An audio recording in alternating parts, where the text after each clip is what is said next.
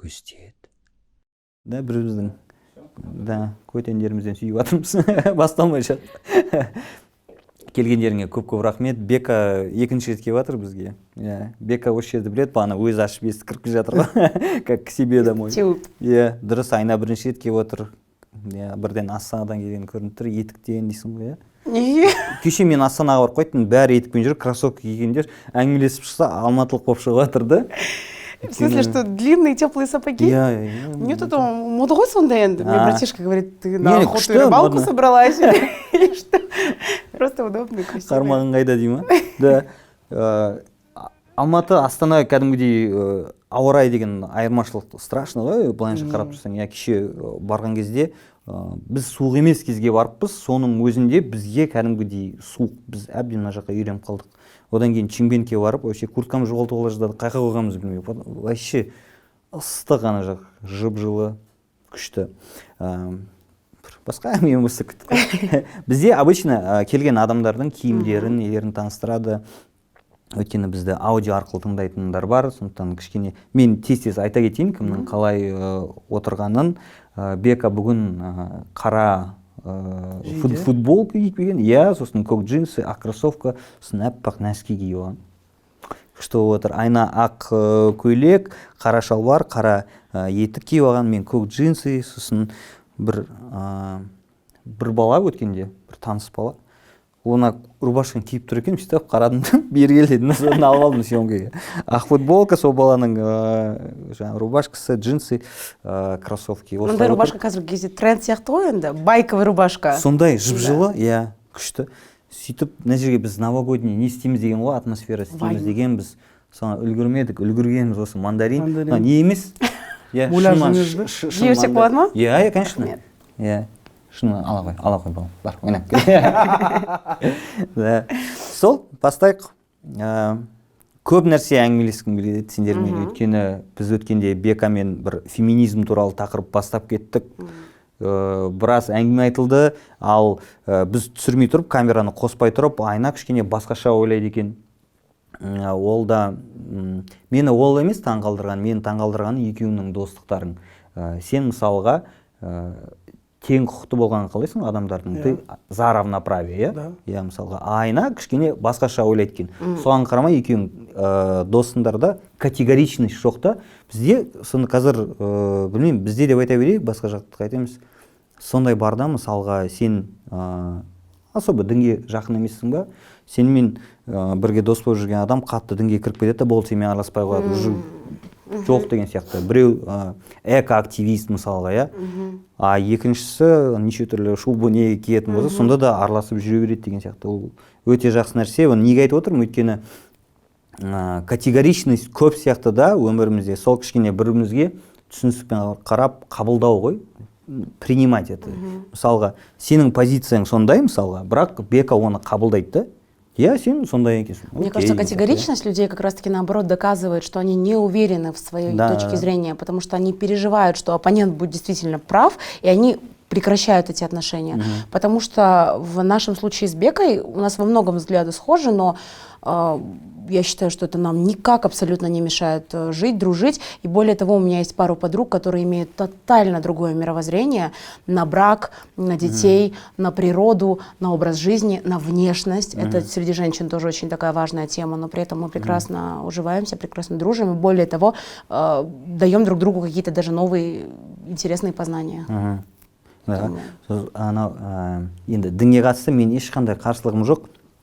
Бір дінге қатысты бір спор болып кетті да бір жерде. Мен қатты араласқаны жоқпын. Өте қиын тема.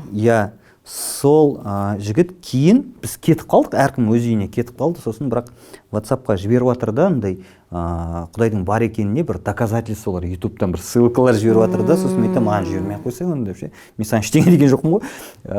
Сол сен айтқандай просто дәлелдегісі келіп жатыр да, өзінің сенімі мықты емес шығар, содан кейін егер де шынымен қатты сенетін болса, жарайды, сен айта бер деп өзі кете береді ғой мысалға. Конечно. Сол бір кішкене сенімсіздік шығар. Вера не требует доказательств. Ну реально, ты веришь, все. Но это странно, что он все равно пришел домой и такой, блин, я не успел вот это сказать, и начал уже вот, это как ты чуть законфликтуешь с кем-то, и ты хотел это вовремя ответить, у тебя не получилось, и ты такой, блин, надо было сказать. Ну, значит, да, точно он пожалел, что не смог. Это, да, доказывает его, скорее, сомнения. Да. Тойда да болады ғой біреу тілек айтып шіріп кетеді да, сосын үйіне барғанда аудио жібереді ғой, қайтадан нормально вообще.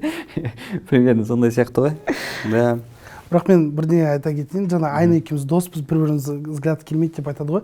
Әр адам өмір бойы орысша айтқанда сомнение болу керек өзінің ойында. Егер де мен бүгін, мысалы, мен феминизм, мен за равноправие десем, никакой гарантии, что я через 5 лет не буду за равноправие. Или то же самое Айна, если она считает, что мужчина на одну ступень выше, никто не гарантирует, что через 5 лет ты будешь считать иначе.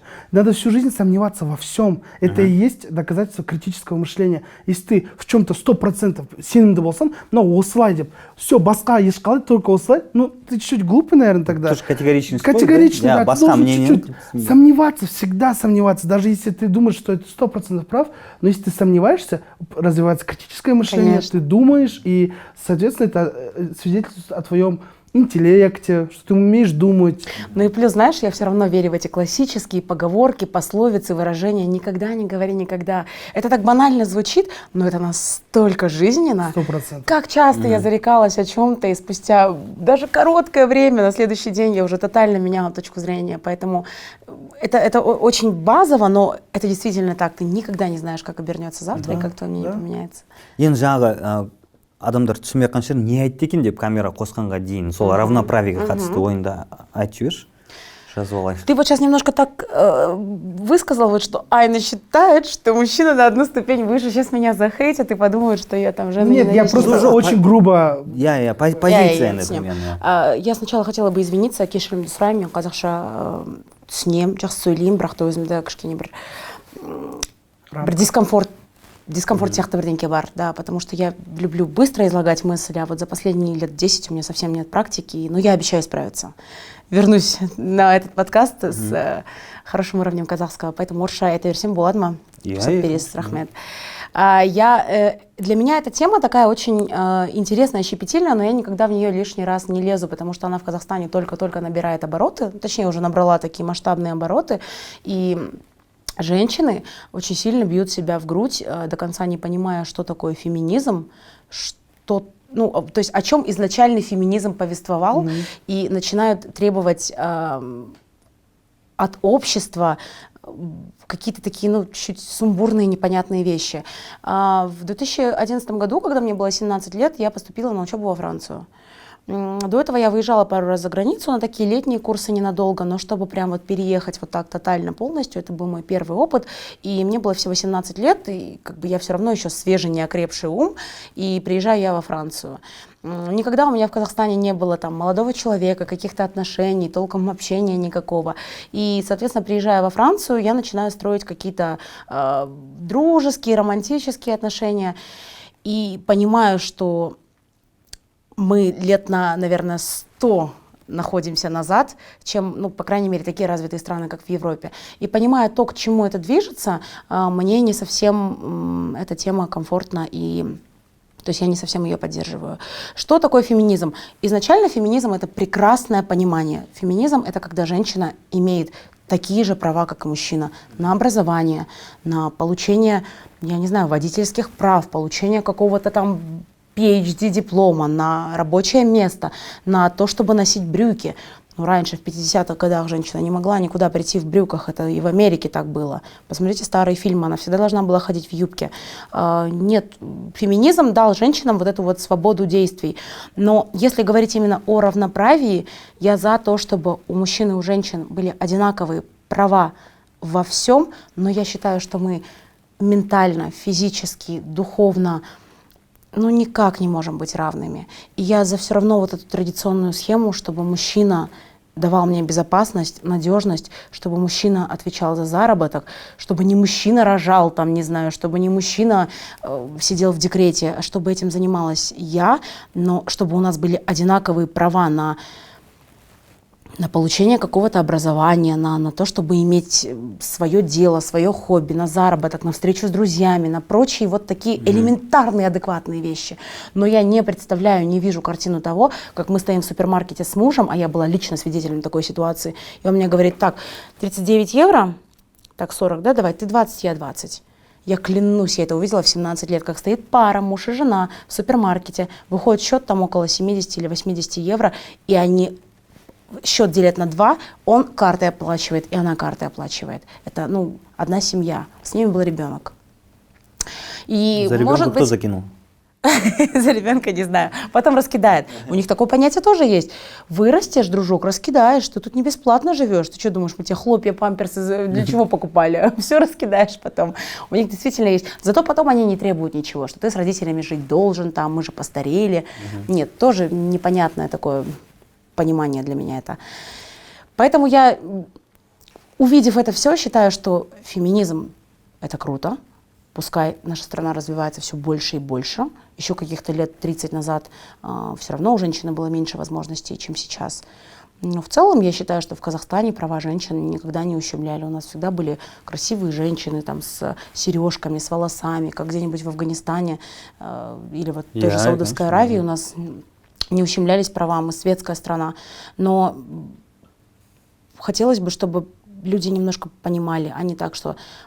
Ну, в общем, я выразила свою мысль. И это взято из личного опыта. Ты знаешь, Айна, у нас проблема феминизма, она не... У нас проблема феминизма и ущемления прав, она не сколько в запрете там, носить брюки, хотя в нравственные какие-то там уятмены все равно в интернете упрекают женщин за одежду.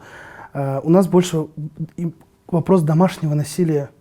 Это когда применяется, просто избивают женщин до полусмерти. Сколько у нас случаев было, когда он пришел лезвием на рабочее место своей бывшей жены, они же официально разведены, и искромсал лицо ей. Ну это что такое? Почему женщина должна... Вот в этом вопрос. Понимаешь, у нас проблемы немножко другие. Да, может, в Европе другие проблемы феминизма, где их там по работе ущемляют, там зарплату не доплачивают или еще что-то. У нас, по крайней мере, я думаю, у нас именно по поводу зарплаты, она не... Я не обесцениваю ни в коем случае. Тоже есть, но она не в таком формате, не в таком масштабе, как избиение, домашнее насилие. Понимаешь? А насилие, даже если он руку не поднимает, оно же может быть и морально, например, не оно киваган, и оно, бауыржандар не барганда, не оно, жыртын. Что это? Ну как так можно запрещать там, или еще что-то?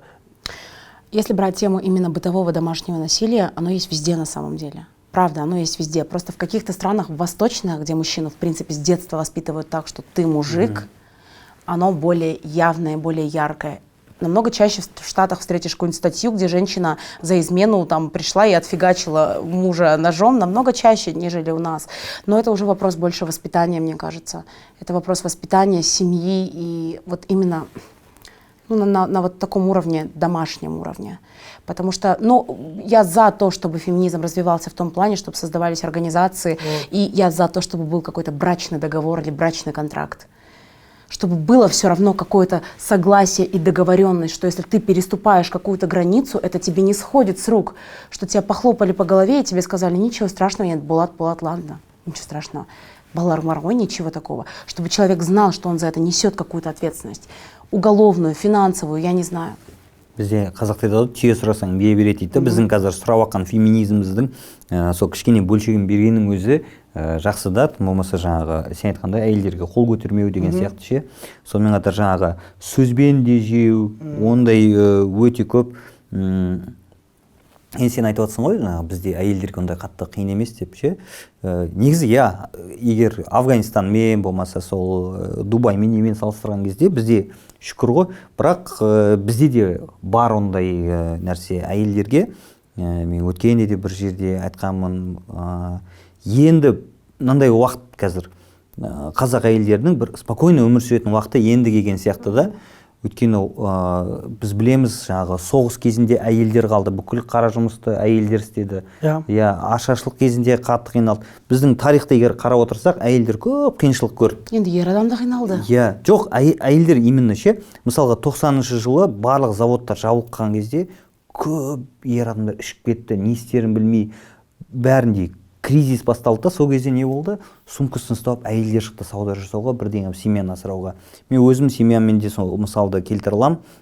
завод фабрикалар жабылған кезде папамда жұмыс жоқ, мамамыз асырады. Шынымен солай болды. Кейін әйтеуір нормальный болып, әйтеуір папамды жұмыс тауып, әйтеуір сондай нормально кетті ғой. Бірақ оған дейін вот сондай болды да. И сөйтіп жүрген әйелдерді жаңағы қол көтеріп, одан сайын қиянат жасаған дұрыс емес та. Сол үшін негізгі женский маршрутында өтіп жатқаны сол ғой. Әркім әртүрлі талаппен шығады, бірақ ең бастысы әйтеуір сол көбісінің ойы бытовой насилие. Соған қарсы болу. Сосын жаңағы тек ұру соғу емес, сөзбен де. Даже взглядпен. Былай еще. Можно я вот перебью, пока мы это... Простите. Айта беріңіз. Келін ене, мысалға. Бір жігіт келін түсіреді, үйге. Все, ол андай равноправие деген жоқ. Сол үйдің, былай айтқанда, прислугасы ғой, таза. Сен мен мамама слушайсың, мен папама слушайсың дейді да. И оның уже енесі гасите бастайды да, әр жақтан ше. Ондай проблема да бар. Бір-екі рет пост жазып едім, келін ене туралы тағы да жазайын. Бәрі жазып жатыр да, бәріне кіріп қарасаң, бәрі семейный әйелдер, жас келіншектер ше. Оны айтатын да ешкім жоқ та. Түсінесің бе? Сондай тема да бар. Это уже выбор каждого. Да. И вы знаете, я вот хочу сказать, что вот вы, только что я слышал, Айна, ты говоришь, вот по сравнению с Афганистаном, деп, вот жаңа айттыңыз, Афганистанға қарағанда, Сирияға қарағанда, деп. Знаете, біздің қазақтардың қандай особенность, какая у нас особенность? Мы всегда говорим, анау көршілерге шүкірміз, аналарға қарағанда біз жақсымыз. Всю жизнь соседей сравним, этих, одноклассников, аналарға қарағанда. Да давайте сравнивать себя, пожалуйста, хватит сравнивать себя с этими странами. Но ты не сможешь сравнивать себя со Швецией, потому что ты априори исторически надо стремиться, но тебе нужно как минимум 100-200 лет, чтобы до этого уровня дойти. И ты не перепрыгнешь, ты не можешь. Ты можешь с 5 класса перепрыгнуть на 6, но ты с 1 на 11 не перепрыгнешь. Согласен. Понимаешь, почему люди говорят, зачем мы сравниваем себя, например, там с Пакистаном? Или вот почему мы не сравним себя... Давай как минимум попробуем себя с Южной Кореей сравнить. Они за 50 лет построили какую-то индустриализацию. Попробуем. Не получится. Это реально люди...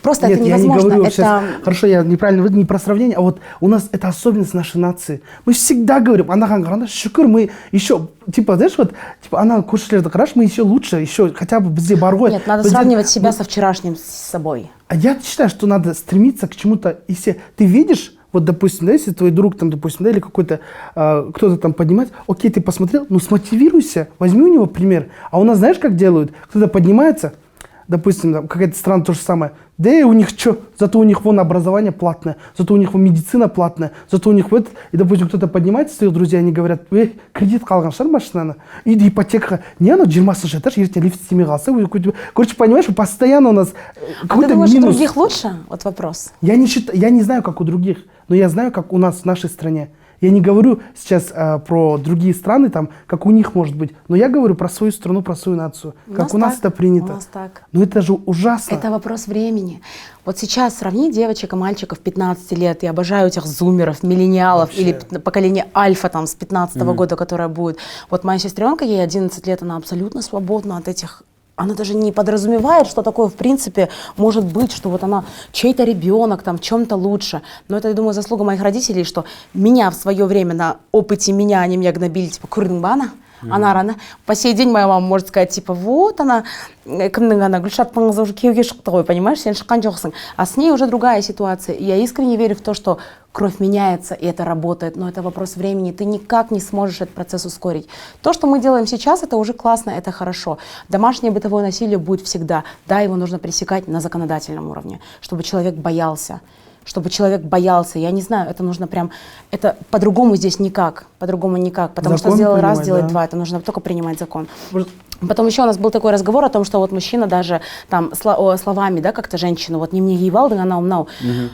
Абсолютно с вами согласна, и это убивает в тебе все, но сейчас даже больше появилась тенденция обратно, что женщина сжирает мужчину очень сильно. Мужчина тоже рождается со своими тяжестями. Его с детства говорят, чулама, еркексың. Ну, волбаска проблема. Да, волбаска проблема. Просто я к тому, что сейчас, наоборот, мужиков тоже чуть-чуть зашугали. Поверьте мне, женщины такие, я считаю, понимаешь, на любое слово ей что-то обратно скажешь. Обратно сексизм ғой, бағанада айтқан біз это правда. Сөмкіге дейін, неге кірдік бір магазинге, киім алуға көрермендерге айта салайын, иә, қыздардың жаңағы примерочныйын көрсең, күшті анау люкс дивандар, бір нәрсе, неше түрлі нәрсе істеп қойған, кішкентай ковер, аккуратный үстінде әдемі ковер, мужскойды кафель ғой, стена просто, и 2 мыңдай ілмешек қойып қойған, болды.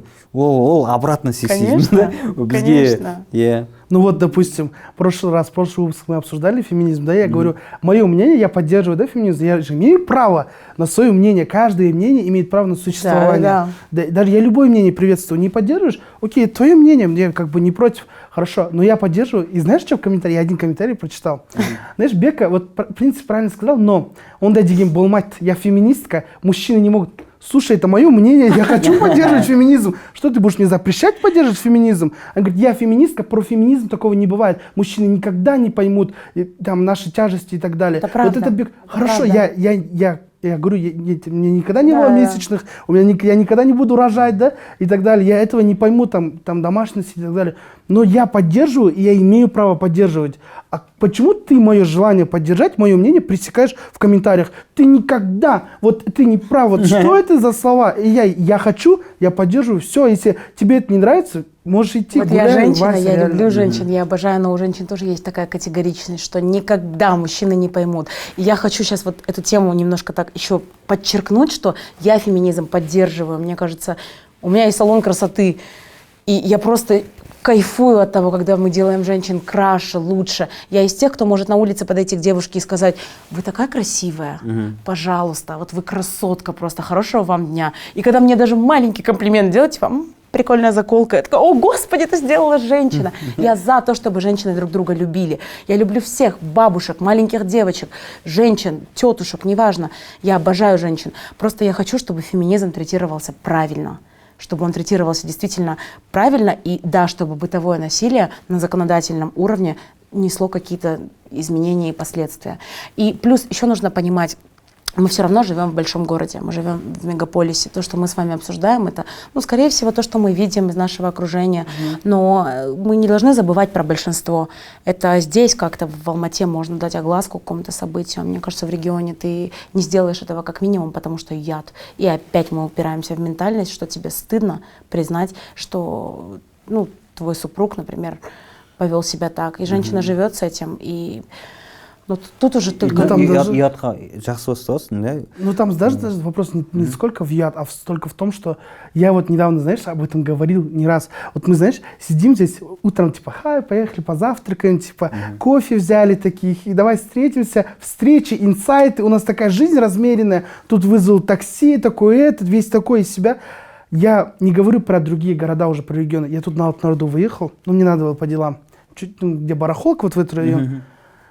Просто то, как там люди живут, уровень жизни, я сейчас просто посмотрел, там люди, допустим, которые с такими китайскими пакетами продают носочки, там таскают, хоть мужчины толкают эти тачки.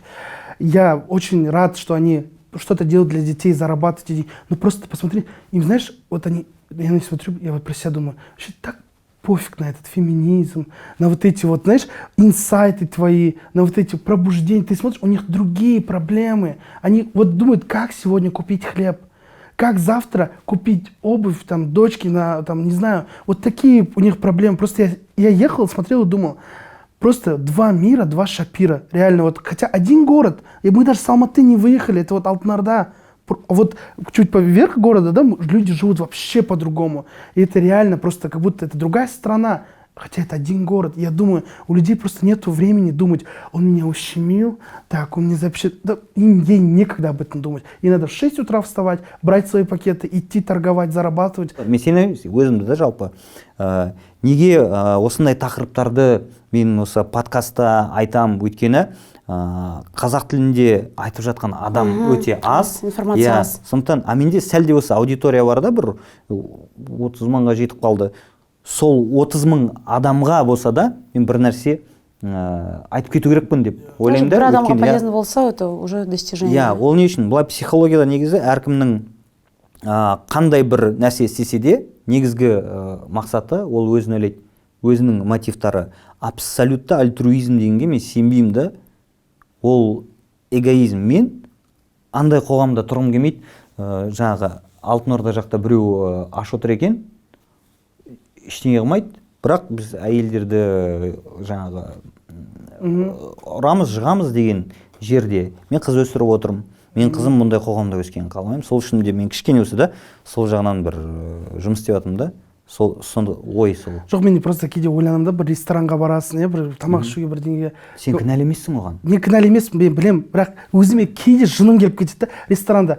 Можно побыстрее, потому что обслуживание? А потом, знаешь, я резко вспоминаю, думаю, бля, куда я лезу? Ну, хотя я плачу деньги же за то, что я пришел в ресторан, я хочу, чтобы меня обслужили, да, с одной стороны, но с другой я думаю, блин, типа, я не офигел ли? Мне, наверное, вот этот синдром какой-то гложет, хотя это не моя вина. У всех, типа, равные какие-то возможности, все могут отучиться, пойти работать, делать и так далее. Но Не, равные возможности умелек стартовые активы дейтін болады, әртүрлі. Нет, равные возможности у всех разные. Они напрямую зависят, во-первых, от географии того, где ты родился. Да, какой-нибудь мальчик Йохан из Стокгольма и какая-нибудь прянка из Мумбаи, они априори на разных уровнях, понимаешь? Да, стартовые активы да, разные. прянки надо, во-первых, выжить час, чтобы поесть.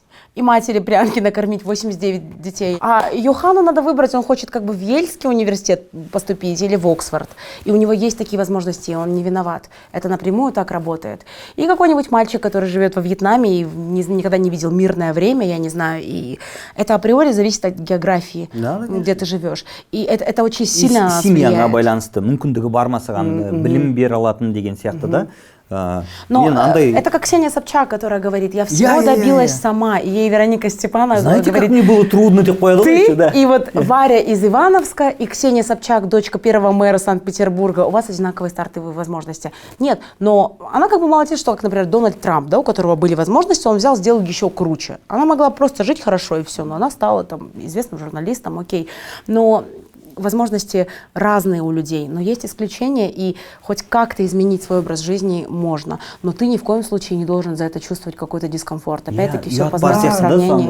Да, хотя я не виноват же в этом, вот конкретно я. Ну что я сделал? А сенде неге бар ол сезім? Сен сол жағын көрдің ба? Нет, у меня тоже есть очень часто, даже когда в Инстаграм я что-нибудь... Мне иногда мама говорит, там, не зли народ, не гневай Бога, потому что это злит людей, там, человеку, у которого, не знаю, болеет ребенок, и он перебивается за зарплату какую-то, да, за тяжелую работу. А тут я такая, ребята, покупайте вот эту одежду. И за одну историю имею вот эту сумму. Сен кінәң жоқ қой жерде, сенің жұмысың ол, сен сол үшін ақша отырсың. Это человека злит, это ему не нравится. Но это не моя проблема. Онда Инстаграмда отырмай ақ қойсын, проблемасын. Мен айтып тастайын, мынандай бір нәрсе бар, жаңағы, извините, что я живу дейтін нәрсе бар. Көп адамда сондай бір, сенікі соған, мен эксперт емеспін, просто мнением, менде де сондай болған. Менде ұзақ уақыт бойы солай жаңағы жоқтың қасы, шықпа деп жүргенім ғой, сосын кейін жаймен бір ақша пайда бола бастаған кезде не алдым, машина алдым, салоннан машина алдым, и соны салғым келмеді Инстаграмға. Оның алдындағы ескі машинаны алдынан да астынан да бәрін сала бердім. Ананы салуға, блин, менде тура Бека сияқты, а біреу қазір нанын тауып жей алмай тұрға, а мен прям салонның алдында тұрып, еще пленкілерін жыртып жатыр, сонымен салғым келді да, сосын салғым келмеді да, сөйтіп ойландым да, сосын маған әйелім айтты, ода тұрған не бар дейді, сен жұмыс істедің, алып жатсың. Ұрлаған жоқсың. Ұрлаған жоқсың, ешкімнен, жемқор емессің. Сөйтіп барып не қылдым, содан кейін ойлана бастадым, сонда менде оказывается сондай позиция бар екен. Кейбір өткенде де бір подкаст тұрды, бірақ ол шықпайтын да шығар, сондай нәрсе көп айтылды.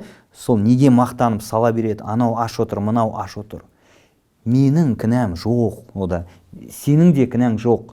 Сенің де істеп оқың дұрыс қой, сен өзің жұмысың істеп жатсың, сен адал ақшаңды тауып жатсың, сен бір жерге барып, жақсы жерге барып тамақ жей аласың, сосын сен официантқа астыра аласың. Әкесеш деген сияқты.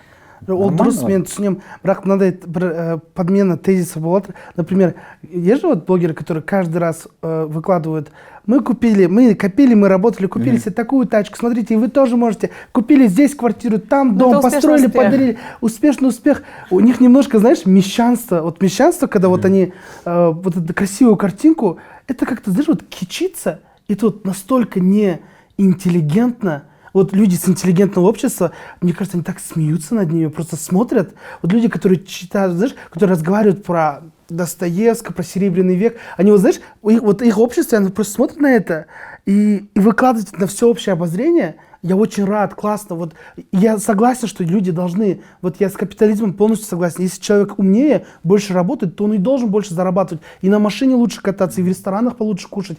Я согласен, потому что он умнее, он больше читал, больше работал. Но просто когда это та-та-та, выиграли, это чуть-чуть. Мне кажется, люди, которые вот зияткерлер қауым, қазіргі Алихан Бөкейхановтар тірі болатын болса, анаған көріп, мне кажется, они так просто смеялись бы, ржали бы над ними. Мен бір нәрсе айтып жіберейін. Мне кажется, Алихан Бөкейханов болмаса басқа да қазақтың зиялылары оған кішкене басқаша қарайтын бетте. Конечно. Неге? Жоқ, сен айтып отқан нәрсеңе. Өйткені, егер былай қарасаң, егер адам бір нәрсені мақтанып салып жатса, ол оны біреуге көрсету үшін емес, ол скорее всего өзіне дәлелдеу үшін, өзінің бір проблемаларын жабу үшін, өзінің бір тесіктерін бітеу үшін жасап жатыр да, оған да менің ойымша бір түсіністікпен қарауға болады. Ол өзі тапты, өзі салды, окей, молодец. Мақтансын, мен керісінше сол мақтанатын адамдарға көбірек жақынмын, чем мақтанбайтындарға. Өйткені түсіністікпен қараймын да, егер де мен үй алсам, мен де салам. Өйткені мен үй алуды армандап жүрмін қазір мысалға, сол үшін жұмыс етемін. Міне жеттім ау, мысалға, былай қарап тұрсаң, олардікі де сондай сияқты. Сосын сен айтып жатқан нәрседе, тағы бір нәрсе бар да, бизнес, көбісінде бизнес сөйтіп салатындар, ол жай ғана өзінің бір сондай бір тесік құтықтарын бітемейді, бір жағынан мен өйстіп жатырмын, сен де сөйте аласың деп бір нәрсе артынан сата алады да, ондай да бар. Знаешь, мир настолько разнообразен, да, такие люди будут всегда в любой системе. В советское время это были другие люди, например. Потом в 90-х это стали другие люди, которые там что-то наворовали, может быть, получили. Это нормальная практика. И это сущность человека, опять-таки, это есть везде. Человек все равно всегда хочет хвастаться, да, он все равно себя как-то превознести хочет, понимаешь, просто все это делают разными способами. Я согласен. Есть, я вот на днях смотрела со своим родным братишкой, он сидел, смотрел, я говорю, блин, поставь погромче. Оказывается, есть такой математик один, как же его фамилия, Перельман? Карл Гаусс? Нет, он русский, с России, который доказал одну теорему Кайзера, вот, блин, к сожалению, я не знаю точно название. И когда он ее доказал в 2007 году, все были настолько в шоке, весь мир математики, ему сказали, вот $1 миллион, пожалуйста, примите за такой вклад. Он говорит, нет, мне ничего не нужно. Аскетичный, мне ничего не нужно, и он живет там же, ему около 50 лет, он живет в хрущевке, однушке с мамой старенькой.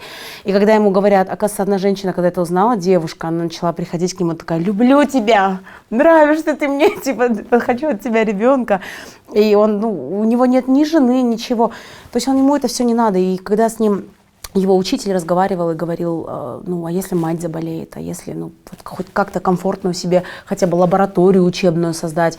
И он очень обиделся на него и сказал, у меня есть все, что мне нужно, мне ничего не нужно. Такие люди бывают крайне редко. А в основном наша человеческая сущность такая, что во всех присутствует доля зависти, гордыни, желание показать себя. Это человеческое, да.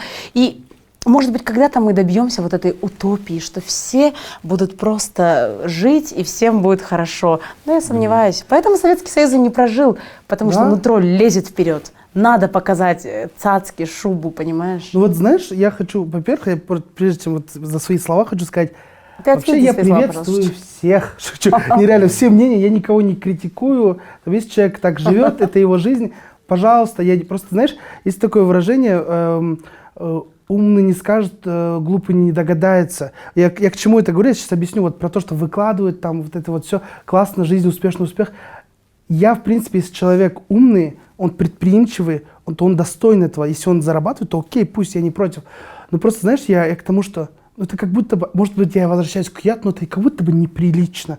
Кичиться этим. Вот знаешь, как будто... Вот ты понимаешь, о чем я говорю? Да. Вот это даже не то, что неприлично, это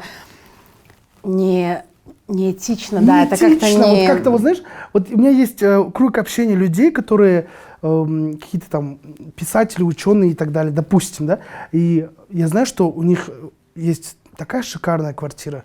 Я знаю, что они ездят на самых лучших автомобилях, но чтобы это где-то сказать или где-то, да никогда не сквозь землю проводить. И я не говорю, что это типа стыдно, нет, ну просто это неприлично.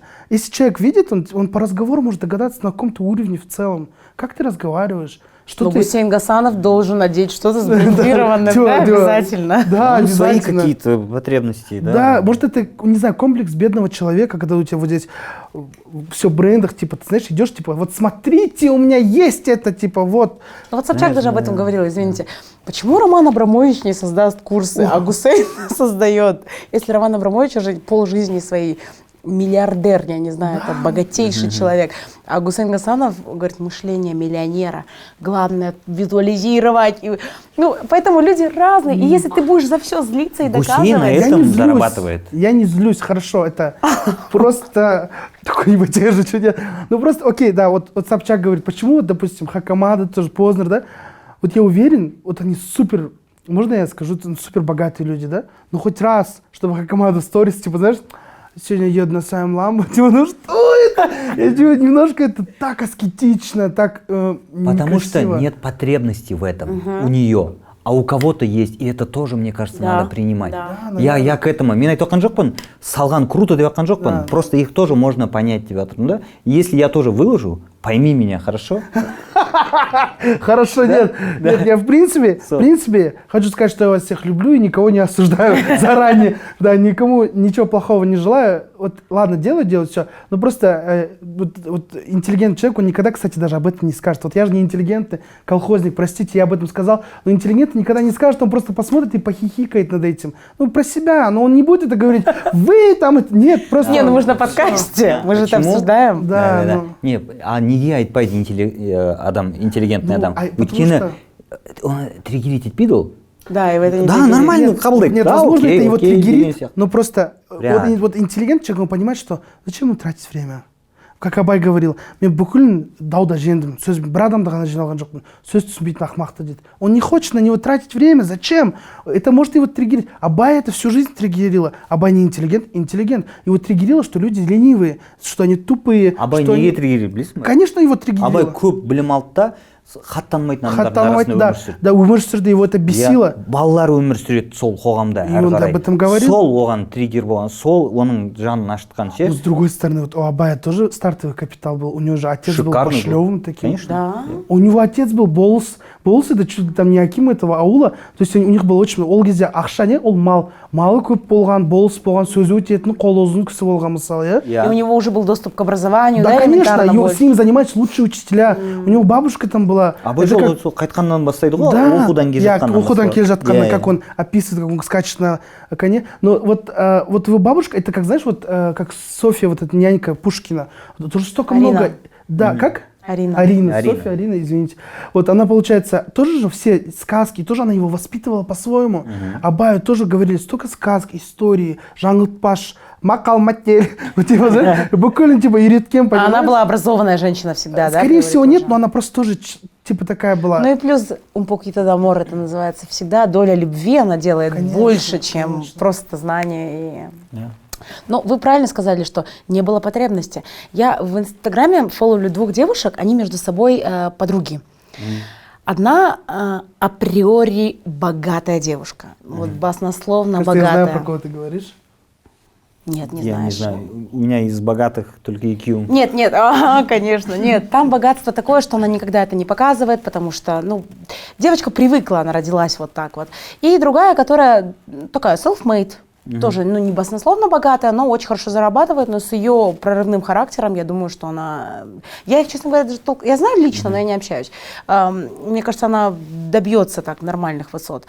И вот эта вот вторая, которая self-made, ну, ей надо это, да, ее это триггерит, ей надо это показать. У той не было потребности, но я тебе поэтому и говорю, это напрямую зависит от удачи, от того, где ты родился, и все. Той просто нужно показать, что она это сделала, что она это добилась. Это как Ивлеева, она постоянно орет, Да. она постоянно об этом кричит и говорит. И, ну, Ну и вот почему, знаешь, Ивлеева не воспринимают вот эти вот другие звезды уровня, допустим, Собчак или там... Познер никогда не позовет ее на интервью, ну никогда. Ну, потому что, ну, смотрит на человек, я сделала день рождения за 15 миллионов, купила 50 миллионов, Lamborghini, открою, позову Дуа Липу выступать там, это. Постоянно вот это вот говорить, да, я была очень бедной, я работала на маникюре, типа вот эти истории, типа, ну, настолько неприлично. На маникюре? Да, типа, или кем она там работала, или там, короче, ногти делала. И вот это вот настолько... Конечно, это классно, когда у человека есть история, да, когда он, ну, просто на каждом шагу это кричать, где тебя спрашивают, не спрашивают, ну, напиши книгу тогда просто. Окей, а если человек талантлив? Терапия. Талантлив в чем? Ну, окей, ну пусть в том, чтобы хвастаться, окей. Ну вот, например, Марайя Керри, она вот говорит, я дива, и я весь свой путь прошла сама, но она дива. Ну реально. В таком случае можно тогда? Ты знаешь, есть такие люди, которым Почему это Бека решает? очень... Нет, это я говорю свое мнение. Просто вот есть люди, которым вот очень идет, как они себя ведут. Вот Марайя Керри идет, I don't know her. Помнишь, что история с Дженнифер Это Лопес? просто потому, что Типа- она иностранка, и тебе кажется, Или что типа, она не американка, знаю, и нет, это выглядит у нас тоже есть такие эстетичнее. люди. Или идет Наоми, которая сидит, вот скажу эту фразу я, она говорит, допустим, никогда не смей сравнивать себя со мной, ты никогда не будешь на моем уровне. Скажу это я, это будет так некрасиво, это будет так, или ты скажешь, или кто-нибудь другой. А когда это говорит Наоми, смотри, говорит, don't compare yourself to me, you're never gonna be on my level. Это просто то, как она И это поставила себя так, перед тобой. Да, и всех это перед типа, людьми. знаешь, нет, это вот ей, вот, сори, она супермодель, она топ-модель, она очень крутая, эффектная, красивая, сексуальная. Она это скажет, ей это идет. Ну, сори, да, это не, конечно, это неприлично, конечно, это некрасиво. Но идет ли это? Да, это и идет. мындай бар ғой кішкене кейбір адамдарда андай бір аристократизм болады өздерінде ше, оның қалтасында көк тиыны болмауы мүмкін, ақшасы жоқ, сенің қалтаңда 200 000 болсын, бірақ сен соның жанында бәрібір өзіңді бір сәл төмен екенін сезіп тұрасың да, анау басып тұрады, ол қалтадан емес, ол мына жерден да. Болады сондай. Бірақ ондай адамдарды тоже я некоторых не понимаю, которые, знаешь, жоқ, өзінше болмайды, ол қарапайым болып жүруі иә. мүмкін. Бірақ аристократизм оның былай алып су ішкенінде, мысалға мен папам да болды, марқұм папам осы неде айтпадым, мен айта салайын, осы сентябрьде қайтыс болды. Иә, рахмет. И папамда менде андай еді, аристократизм бар еді ода. Ол өзі андай жұмыс істемей үйде отырғанның өзінде де, тамақ ішкенде де вилкамен бүйтіп жеуі өте әдемі да. Оған дейін қалай деп бүйтіп ойлана бастадық, өткенде әйеліміз екеуміз сол туралы сөйлесіп отырық. И оны осылай өсірген да, осылай өсірген, күшті қылып, бүкіл жаңағы мамасы бар, сестралары бәрі жан-жағынан осылай ұстап өсірген да, ол кәдімгідей таңдап, сөйтіп жеп, былайынан ше, сөйтеді, киім кигенде де андай аккуратный. Менің мамам қанша жұмыс істеп неғанмен папамның деңгейіне жете алмады да, бәрібір ше. Мысалға, мынандай бір момент болды, папам үйде отырды, жұмыс істемейді, а мама жұмыс істеді. Сол асырада бағана айтқан әңгіме. И сонда да папа кішкене басқаша болды, сәл биігірек. Ол ештеңе демейді, ол ей, мынау деп ештеңе демейді. Соның өзінде мама осылай. Это она сама так чувствовала себя по отношению к нему. Он не говорил, я выше тебя. Она так. Да. Мен жұмыс істеп жатырмын деп, мама барып ештеңе айтамайды да оған. Потому что оно өзі басылып қалады одан, түсіндің ба? Но это уже дело энергии. Есть такие люди, к которым не подойдешь. Ты побоишься лишний раз подойти. Дело даже не в их деньгах. Есть такие люди, ты думаешь, как бы подойти, как вообще лишний раз даже глазами с ним пересечься. Настолько у него сильная энергия. Да. Вот даже, мне кажется, если Познер был бедным, просто я бы не хотела, не то, что пересекаться с ним. Или Путин, все равно тот же самый, сейчас люди меня захейтят. Но у него все равно такая энергия, к нему так просто не подойдешь. Даже если бы он был каким-то рядовым сотрудником там где-нибудь в Думе. Просто. И на любой вопрос, даже когда вопрос исчерпан, и он не прав по факту, он все равно это все заворачивает так, что человек такой, все хорошо. Ну или это их система, политика, не знаю, но он ставит себя так, что мы все чувствуем, что это Путин. И все. И когда человек не имеет все равно вот этой харизмы или энергии, не знаю, это очень смешно смотрится. Вот та же Ивлеева. Я ее уважаю, она молодец, но она пытается себя поставить на высокий уровень, но при этом Девушку можно вывести из деревни. В деревню из девушки. Но если нас это с тобой триггерит, значит, в нас есть все равно вот это, потому что... Конечно, да. Я тоже сейчас думаю, сижу об этом. Че я прям так парюсь? Значит, во мне, наверное, тоже есть какой-то комплекс бедности или еще чего-то. Да, мне тоже иногда охота что-нибудь выложить, но я еще ничего не купил, шучу. Продай что-то ненужное. Да, и может, Почему мне все зависть, он мне ненавидят? говорит, не знаю. Почему но- все ненавидят? Ну, я не хочу их так называть, но хорошо. Красивых девушек, которые живут за чей-то счет. Все ненавидят. Да потому что Зависть. это зависть. Да. Конечно. Я не говорю, что они делают правильно, неправильно. Ну, неважно, как ей это что-то досталось. Ну, тебе же, однако, Панамеру никто не подарил за одно свидание. Неважно, окей, не суть. Просто ты живешь вот этой легкой, красивой жизнью, как бы, а мне приходится сделать вот так. И да, это зависть. И потом люди начинают давить на моральные устои. А на самом деле грязь была, всегда есть и будет. И если думать только о моральных устоях, и что вот этот человек делает неправильно, ты думай о себе. Ты думай только о самом себе. Ну, давайте разберем теперь другую ситуацию. Вот вы говорили, что есть Можно интеллигентные... сделать перерыв? Нельзя. For what? Перерыв? Да. Да, давай, я тоже хочу. Я просто очень хочу в уборную, но не хочу прерывать твою отвратительную речь. Я шучу. Бізде перерыв. Сексистка. Можно? Көстет. Вот вы говорите, почему мы дружим? Мы дружим, нас юмор спасает очень сильно. Мы такие токсики по отношению друг к другу, потому что когда тебе с человеком легко, ты позволяешь себе все равно долю юмора, абсолютно нормально. А когда с человеком у тебя такие натянутые отношения, то ты не можешь лишнего сказать. Поэтому это Ну и хороший потом- показатель на жанр. Екеуіңде де маған юморларың ұнайды. Мен Бекаға өзіне айтатын, Бека ана нелерді істейтін. WhatsApp. Ана көкден малым қайда дейтін бар ғой. Ой, наоборот, маған сондайлар ұнамайды. Я люблю, когда он делает не озвучку, а сам своим голосом. Маған неге актерка ұнайды да, ана адамның түрін береді да, понимаешь? Это же надо кәдімгідей ойлану керек қой, ол примерно Еще у него даже айту реквизит керек. болмаса, да? Иә, Он иә. что-то придумает. Иә, өйстіп алады да, отырып алып соны аудио сообщение, мен рахаттанамын содан. Өйткені мындай да, біз жаңағы енді көбіміз осы араласатын адамдар біз енді мақтанғанымыз емес, кішкене енді әдемірек сөйлейміз. Кейбір жерлерде бәленше деп сөйлейді да, кәдімгідей бар ғой. Енді ол любой елде бар, ол тек бізде емес, жаңағы Америкада да солай сөйлейтіндер бар, оған сенімдімін. Сондай да, соны күшті ойнатып береді. Ал сенде маған Айсұлушка қатты ұнайды, она вкусная такая дейтінше. Еще хочу съесть, неудобно так просто, я шучу. Мындай вкусная такая мандаринка. А горячего нет, только фрукты. Пита, мен оған күлемін, өйткені негізі андай юморда боль болады ғой. Сол кезде күлкілі болады да. Мен де мысалға соңғы бір 5 жыл әртүрлі диетада жүрмін негізі ше. Үйтем, бүйтем, деймін сөйтіп. Кішкене сәл қарны шығып кетсе, әйелім бүйтіп шымшып алады да. Именно қарнынан ше андай. Содан кейін тұрамын да, все деймін, болды, мен диетаға отырамын, ертеңнен бастап мучной жемеймін, жаңағы напитоктер ішпеймін ешқандай деп сөйтем да, сөйтіп соны уайымдап кетемін да, қайтты ше. Диетаға отырмай жатып срываться етіп кетемін да.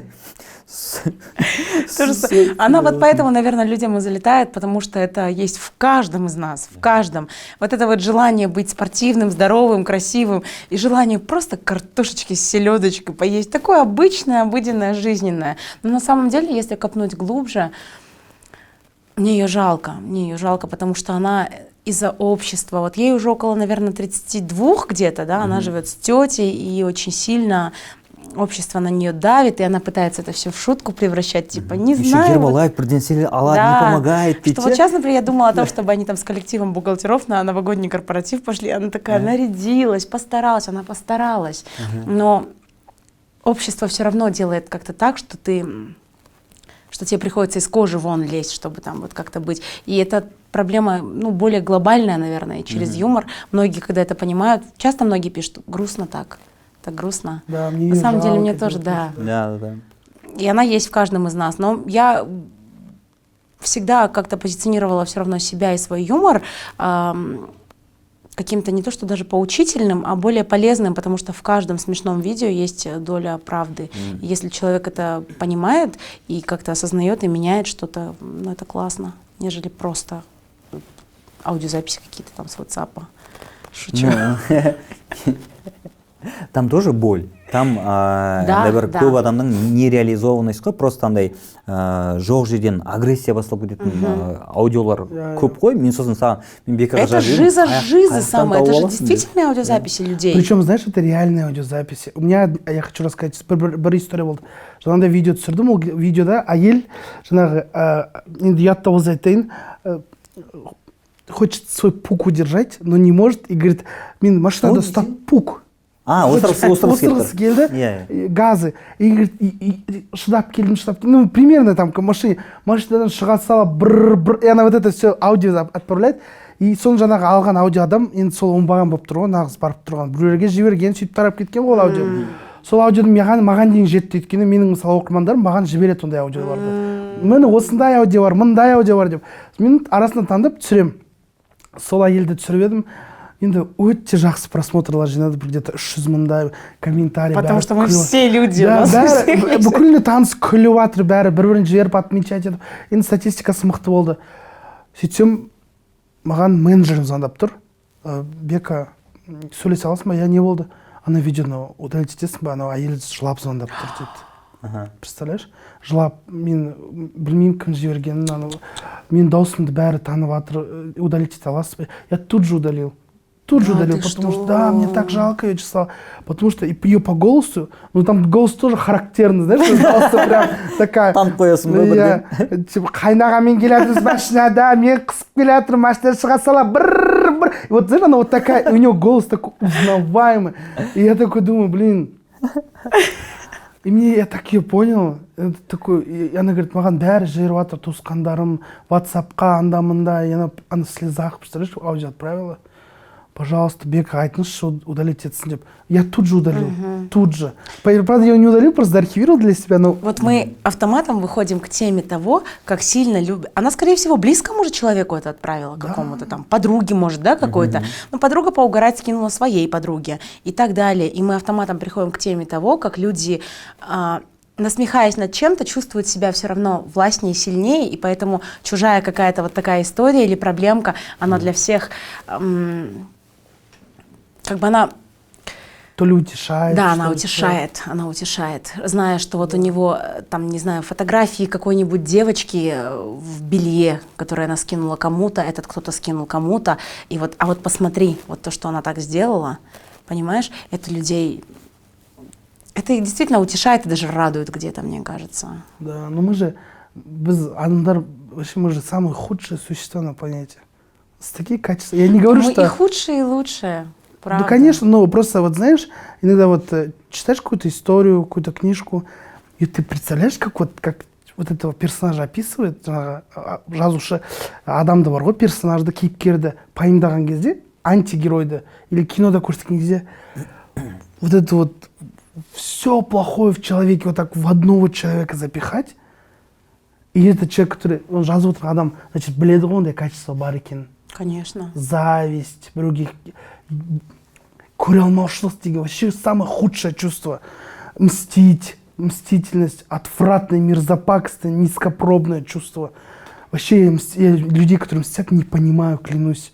Я вообще не понимаю, они такие. Ну а ты веришь в то, что возможно, что весь мир вообще, ну по крайней мере, вот люди лет через 100 дойдут до такого уровня взаимопонимания, не знаю, что эти качества пропадут? Или это врожденные качества человека? Нет. Айна, мы очень плохие. Просто я... Мы, правда, очень плохие. Просто мы рождаемся с этими качествами. Ну, сені қалай тәрбиелейді? Мысалы, қандай ортада өсесің, қандай кино қарайсың, қандай кітаптар оқисың, қай жерде өмір сүресің, соған байланысты өзінің жаман качестволарыңды ішіне қарай тығасың, то есть пытаешься скрыть. Но это есть в каждом человеке, в каждом. Это есть из древних времен, когда, не знаю, Ева согрешила и съела яблоко, которое хотела, или там... Как Сара сказала Мухаммеду о том, что это там не его ребенок, ее изгнали тоже. Ну, всегда есть у человека желание где-то насолить. Поэтому я считаю, что это неизбежно. Это неизбежно. Всегда. Барлық сондай сезімдер заңды ғой. Заңды. Сондай бар, иә. Бірақ енді біз сондай жаманбыз деп қатты не істемей қой қазір кейбір адамдар. Ойбай, мен сондаймын дейтіндей. Жоқ, бірақ оны мынандай зат бар. өшір ананы даусыңшы деп мынандай зат бар этот жаман екенбіз деп ой жаман ойбай жаман деп болып кету болмайды. Тағы да айтайын, open mind, не бойся, как проживать. Нет, реально, жақсылыққа қарай ұмтылыңыздар, не болмаса да. Это как коуч, какой-то мотиватор, да, чуть-чуть. Типа, жақсы болыңыздар. Мен курсын сатып алыңыздар. Да, типа, знаешь, я смотрел, Петр Осипов порой, этот 200 тысяч рублей, 500 тысяч, миллион, 1,5, 5, 10, 15 Гелендваген. Что за фраза такая тупая? Такая смешная фраза. Нет, реально надо стремиться. Жақсылыққа ұмтылыңыздар, жақсылыққа қарай. Мен бағана айта кететін затым осы пауза жасамай тұрып бар ғой. Иә, мен қалып қойды. Тағы да мен түсінбейтін адамдар, дұрыс ол аристократиялық адамдар бар, ол мен онда мен келсем, бір болады ғой, бір текті дейді ғой, текті адам болады сондай. Өзіне жарасымды, өзі сондай бір характері бар. А кейбір адамдар болады, знаешь, которые былай деп айтады ғой, ол ақшаны не қыласыңдар, ақша қолдың кірі, керек емес, ол ешқандай не емес. Лучше, который, знаешь, это тоже защитная реакция. Өзін-өзі алдау ғой, самообман, өзін как-то, да. А что делать в этой жизни, стремиться? Ну, не знаю, вот помнишь, пример мы говорили, миллион можно заработать, ну зачем? Типа, вот я таких людей не понимаю. Сен кішкене ұмтылу керексің ғой бұл өмірде дейтін. Ұмтылу керексің деген кез. Біз андай любой бір нәрседен бір нәрсе шығарып жатырық та, бәріне бірдей керек емес болуы да мүмкін. Ондай да вариант бар да. Мысалға, былай болды, карта желаний дейтін бар ғой. Соны әйеліміз екеуміз жасадық. Мынандай қағаздан алдық, сөйтіп, ол өзінікін жабыстырып жатыр. Ана жақта құдай не жоқ бар ғой. Ана Елизавета II бәрі жүр жан жақта. Подружка солармен ол. А менде дым жоқ. И маған көп нәрсе керек емес екен. Оказывается, мен... Әйеліңіз довольны болса, нормально, да? Все, хватает. Мен просто бір стрелка салып қойсам болады еді, ана картаға көрсететінші, сол жақ тыныш болса болды маған деген сияқты да. Сондай да, сөйтіп, маған айтады, неужели ты не хочешь там машину поменять или квартиру деген сияқты? Ну, можно. Ну ладно, давай бір машина. Қандай? Білмеймін. Давай бір машина, короче, бір қыста кет, бірақ бір жүретін сөйле. Пофиг, давай, короче. Сөйтіп, бір нәрселер не қылдық? Все равно толмайды менікше. Толмаған нес? Нандай ватмын да, 3-4-ақ сурет тұр. И то охотаға кетіп баратқан біреумен, охотада болмаған барып көрейін деген ойда. Сондай ана жақ сыймай жатыр кәдімгідей ше. Андай адамдар бөлінеді екен ғой. Жаңағы хотелкасы үлкендер и кішкентайлар ше. Вот сондай. Мысалы, сен айтып отырсың ғой, жаңағы надо стремиться деп. Кому-то это не надо вообще, не Поэтому нужно. Я говорю о том, что мужчины и женщины априори разные. Моя мама еще лет 20 назад делала эти карты желания. Просто в тетради себе записывала. Мен өте сымбатты, сұлу әйелмін. Ну вот такие вещи. Менде жаңа Lexus бар. Папа такой немного... Ну, извините, карта желаний, конечно, думайте об этом, но пахать надо как бы. А мама такая, да, пахать надо, но я должна представить себя в этом. Поэтому женщины и мужчины разные. И вот по сей день мой папа, вот ему 55 лет, чтобы его повезти куда-то, купить ему одежду, это надо недели 2 ругаться, упрашивать. Он говорит, зачем? Миллион нести. Повешу куда-то на сервант, кимим. И также вот у меня с моим братишкой, я говорю, Доря, может тебе давай что-то купим? Он такой, нет, не нужно. Люди разные, но все-таки папа мне всегда говорит, мне ничего не надо, я прихожу в дом, где мои дети сыты, одеты, обуты, моя жена довольна, все. И мне кажется, что большинство мужчин, ну, по крайней мере, мне нравится такой склад ума у мужчин, их главная цель — это там не нацепить на себя или что-то, это вот главное, чтобы твоя семья была в достатке, а уже жена должна этот достаток превращать прям в изобилие и говорить, блин, вот эта машина состарилась, хочешь ты этого или нет, мы будем вот ее менять на хорошую машину, потому что ты этого достоин. Мужчине, по сути, много не надо. И мне кажется, что действительно, ну, мы разные. Хотя, посмотреть на Гусейна Гасанова, тоже мужчина вроде. Нет, и... но я... Да. Жоқ, өйткені мен қазір сөйлесін айтып жүретім осымен уже бірнеше рет, сен жаңағы әйелдер мен еркектерді осылай қатты не ватсың ғой. Мен қазір мынандай нәрсеге келіп жатырмын, білмеймін, енді келісесіңдер ме жоқ па. Вот жалпылай бәрін айта салудан кішкене обобщениеден ше, потому что разные мужчины есть, ну, разные не. Согласна. Да, но в большинстве, наверное, да, сен айтып отқан нәрсе, но не все, потому что мен бір таныс жігіттер бар, олар гей емес, басқа емес, кәдімгі тоже семейный нелер, тоже карта желания әйелінен похлеще ұрады. Мысалға ше, реально, әйеліне бір нәрсе керек болмауы мүмкін. Я, например, не понимаю такое. Да, ну вот сондай адам.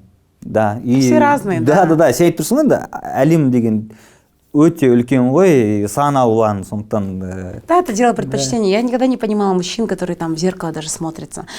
Чтобы мой отец раз в жизни в зеркало посмотрелся, то, по-моему, никогда такого не было. Он 25 лет ходит на стрижку к одному мастеру, одинаково стрижется и никогда не смотрит в зеркало. Но зато он делает все для того, чтобы его жена смотрела в зеркало и кайфовала от себя самой. Вот ол сондай позицияда. Да. И мне кажется, у большинства мужчин все равно, у казахов, по крайней мере, эта тактика есть, да. Ұмытыл деп өзің үшін ұмытылмасаң да, өсіп кеткен балаң бар, әйелің бар, әке шешеңе мүмкін қызмет істегің келетін шығар, мысалы. Әке шешеңе алып кім алып бергісі келмейді әке шешесіне, бәрі алып бергісі келеді. Кім әйелі бір жақсы машинамен жүргені қалмайды. Балаларын да апарады мектепке, мектептен кружокқа барады, секцияға барады, анда барады. Это реально қасында. А еще когда у тебя возможность есть детей, например, вывозить, показывать им, чтобы дети меняли сознание, это же наивысший кайф вообще. Мысалы, сен балаңды ертең жаңағы басқа шетелге оқуға жібере алсаң, ол сенің жұмыс істегеннің арқасы ғой, результаты. Өйткені сен оны төлей аласың. Сен өзің үшін жұмыс істемесең де, чтобы, знаешь, вот я не понимаю вот аскетичных людей, ссорить все равно. Есть такие. Мен мысалға кеше Шымкентте бір жігітпен сөйлестім, и біз хасл культурада жүрміз негізі. Хасл культура. Күнде хаслить етеміз да, таңертең тұрасың, кофең ішесің да, бірден ана кездесу, мына кездесу, анамен барып келістің, саған не, счет фактура, хорошо выставим. Бір нәрсе это еще всегда на телефоне постоянно. Я постоянно телефон. Балалар айтады, тасташы телефон. Хорошо, қойсын, тотың, это болады. Қарайсың, ссылка жіберген, ана қарау керек, референс. Мысалға ше, сондайда хасл культурада жүреміз. Мен ойлаймын, мен осы рейтімде өзімді бақытты сезінемін. Өйткені мен біреуге керекпін, мен әйтеуір бір нәрсе тауып жатырмын, бала-шағам асырап жатырмын деген сияқты, и кеше Шымкентте бір баламен сөйлесіп жатырмын, бір жерде жұмыс істеймін деді, там 200 мың айлық дейді, жетеді дейді. Болды, жетеді. Сол, ол өзінің несі да, өз деңгейінде бақытты. Соған сол жетеді, әке шешесінің үйінде тұрып жатыр, жинап жатырмын дейді, жинаған ақшасы мүмкін менен де көп шығар. Тем не менее, ол оның өзінің таңдауда ол солай кетеді. И оған айтамайсың да, сен ұмтылсай деп ше. Ол уже бақытты, ол осы неде да, мысалға. Может, кейін, баған айтқандай, сознание өзгерер, да, бір басқа бір қажеттіліктер, бір потребность пайда болғанда, может, қимылдайтын шығар. Просто если начиная все-таки к этой теме, изначально мы же про мужчин и женщин начали, почему я опять-таки считаю, что мы разные? Я делала в Инстаграме как-то опрос, мужчины, что бы вы делали, если бы женщины пропали на там месяц или, не помню, 2 месяца?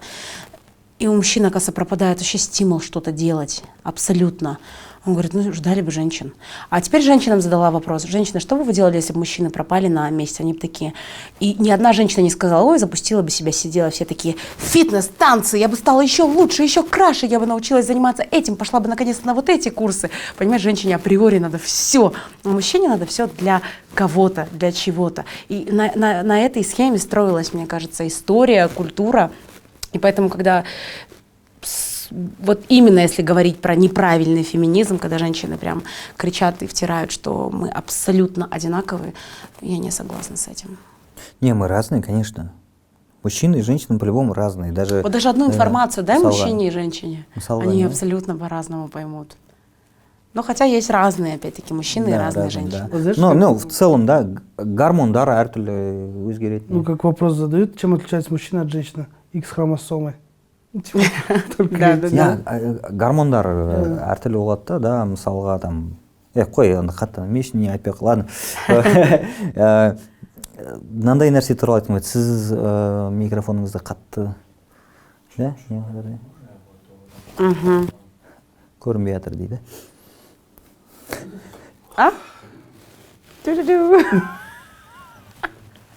Ай, давай сценку поставим. Ссылку не будем ставить. Перебила, сори. Тіл туралы. Мен өткенде Бекаға айттым, екеуің отырып ағылшынша сөйлесіп жатқан видеоларын көрдім де, екеуің бір өте жақсы сөйлеткенсіңдер. Қай проект? Не проект? Space курсы. иә өте мен қызықтым да, сосын мен де сен білемін ғой енді әртүрлі тіл білетін. Неше тіл білесің сен? Испанский, французский, английский, русский, казахский. Ну, қазақшаны айтпай ақ қойыңыз, ну, 5 тіл болады сонда, да. 5 тіл болады. 5 тіл білесің, да? Немецкий изучала год, но что-то забросила. Ну, вернусь обязательно. Верштейн. И андай ғой, соны көріп мен кәдімгі қызығып кеттім да, мен французский бастағанмын. Қалай екен? Жақсы. Маған өте ұнады. Біздің тіліміз ұқсас қой. Ұқсас. Біздегі Грамматика да ұқсайды. Иә, ана кім мұғалім. Правда? Произношениең күшті дей береді да. Мен қазақпын ғой, бізге қазақтарға оңай. Еще мен онлайн отыратынмын, көріп отырсаң сәлем Жібек деген мұғалім. Нормальный бір деңгейге келе жаттым, бірақ тастап кеттім. И бәрі ұмытыла бастады. Мен қызығамын да сондай адамдарға. Негізі тіл үйренген өте жақсы нәрсе ғой. Қанша тіл білесің, сонша мәдениет білесің дейді ғой. Соған қатты қызығам. Екеуін көріп мен кәдімгідей риза болдым. И бір соған қатысты бір оқиға есіме түсіп кетті, айтып берейін. Мен әр подкастта бір оқиға айтып отырамын. Былай болды. Менің мамам осында Алматыда Түркістан дейтін гостиница бар, Зеленый базар жақта. Сол жақта соның ішінде андай прачкасы болады ғой. Стирка, глажка солармен айналысатын. Сол жағында істеді. А мен енді жұмыс істеп жүрген кез радиода істеймін, ол кезде, по-моему, я радиода істеймін, Европа плюсте. Жұмысқа бара жатырмын, автобуста отырған бір кезде мамам звондайды.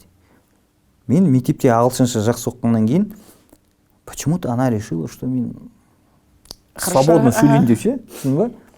Сөйтіп звондайды, маған айтады, короче, біреу келіп тұр дейді, иностранец. Сөйлесші дейді. Не керек түсінбей тұрмыз, қолында бір рубашка, бір футболка бар дейді ше. Мен автобуста келатым. Жоқ, мам, мен ондай hello дейді. Hello, и бүкіл автобус маған қарайды. Ничего себе деп ше, с нами выделывается деп да. Бәрі қарап кәдімгі бүйтіп, ана кассирде сдача санап отыр да. Деп өйстіп қалды, бәрі маған қарап тұр да. Уже бүкіл автобустың абыройын арқалап бара жатырмын да, жерде ше. Нормально сөйлесу керекпін. И анау маған hello, my friend, hello, how are you? Пока нормально, полет нормально. И wanna can say what a metabolism. Неше түрлі. Метаболизм? Не айтып отыр, жоқ, енді өзім айтам. Не айтып отыр, мен вообще түсініп отқан жоқпын кәдімгідей деп тұрмын. И жанымдағылар да бүйтіп кәдімгідей тыңдауға тырысып ше, енді контекстте материалда болса жатыр да, не әңгіме болып жатыр деген сияқты. И өйстіп қарайды, и мен түсінбедім, сосын тұрында, өйстіп, жан-жан, өйстіп, былай телефон, can you repeat дедім, бар білетін, can you repeat дедім. Деді, қайтын, one can say this, communism, бірнесілі айтып отыр, ё-май, не айтып отыр, вообще түсінбеймін ғой, сосын тұрында, окей дедім да, короче, I don't know дедім да, соны айттым да, и ана кісі тағы да одан кейін сөйлеп атты да, түсінді үміт жоқ да жерде ше. Үміт жоқ, әңгіме еш жаққа апармайды. Бір бекер уақыт жұмсап жатыр да, соны тұрды да, дейді, ладно, дейді, қоя салды. Телефонды берді, сосын мамам сұрайды, не дейді? Ана бірінші жуу керек, сосын түтеу керек деп айтты. Сол мен не істейсің? Бүкіл автобус қарап тұр ғой, ұят қой енді. Сөйттім да, сосын құрсын деп келесі остановкадан түсіп кеттім, потому что өйткені көбісі шынымен сомнение ұстап қалды, мынау қатырып сөйлеспеді-ау деп ше. Сондай не болды. А почему вы испытывали стыд? Вот вопрос. Стыд? Да. Потому что я же не знаю язык. Нет, вот вы вышли даже на остановке следующей. Хорошо, стыд вы испытали перед ним, что вы не смогли поддержать диалог. А перед людьми за что испытали стыд? Даже если у вас слабый уровень английского языка. Да, вот. Менде андай ощущение ғой, мен бүкіл бәрінен сондай бір нені... Сейчас ответственность перед всем казахским народом я несу перед иностранцем дегендей, да? Да, ответственность алып алдым да, сөйтіп, я облажался. А вот стыд — это самое первое, что блокирует именно в изучении иностранного языка. Да. Так часто люди такие, о, не-не-не-не, я даже не буду. Хотя казахи все равно у нас способность какая-то вот физическая, хорошая. Я ни одного не видела казаха, который по-французски плохо говорит. Русские живут по 20-30 лет во Франции и говорят «мерси». Понимаешь? Но не могут они. Те же испанцы, они не могут по-английски говорить мягко. Они будут говорить «Америка», вот так вот, хотя он живет уже, итальянец, он живет 20-30 лет, понимаешь, в Штатах.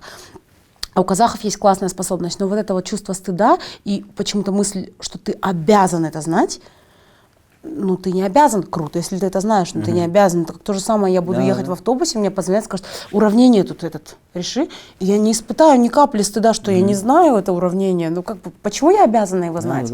То же самое здесь. Жасмын қазір сөйтіп звондаса, айтамын айналайын деймін.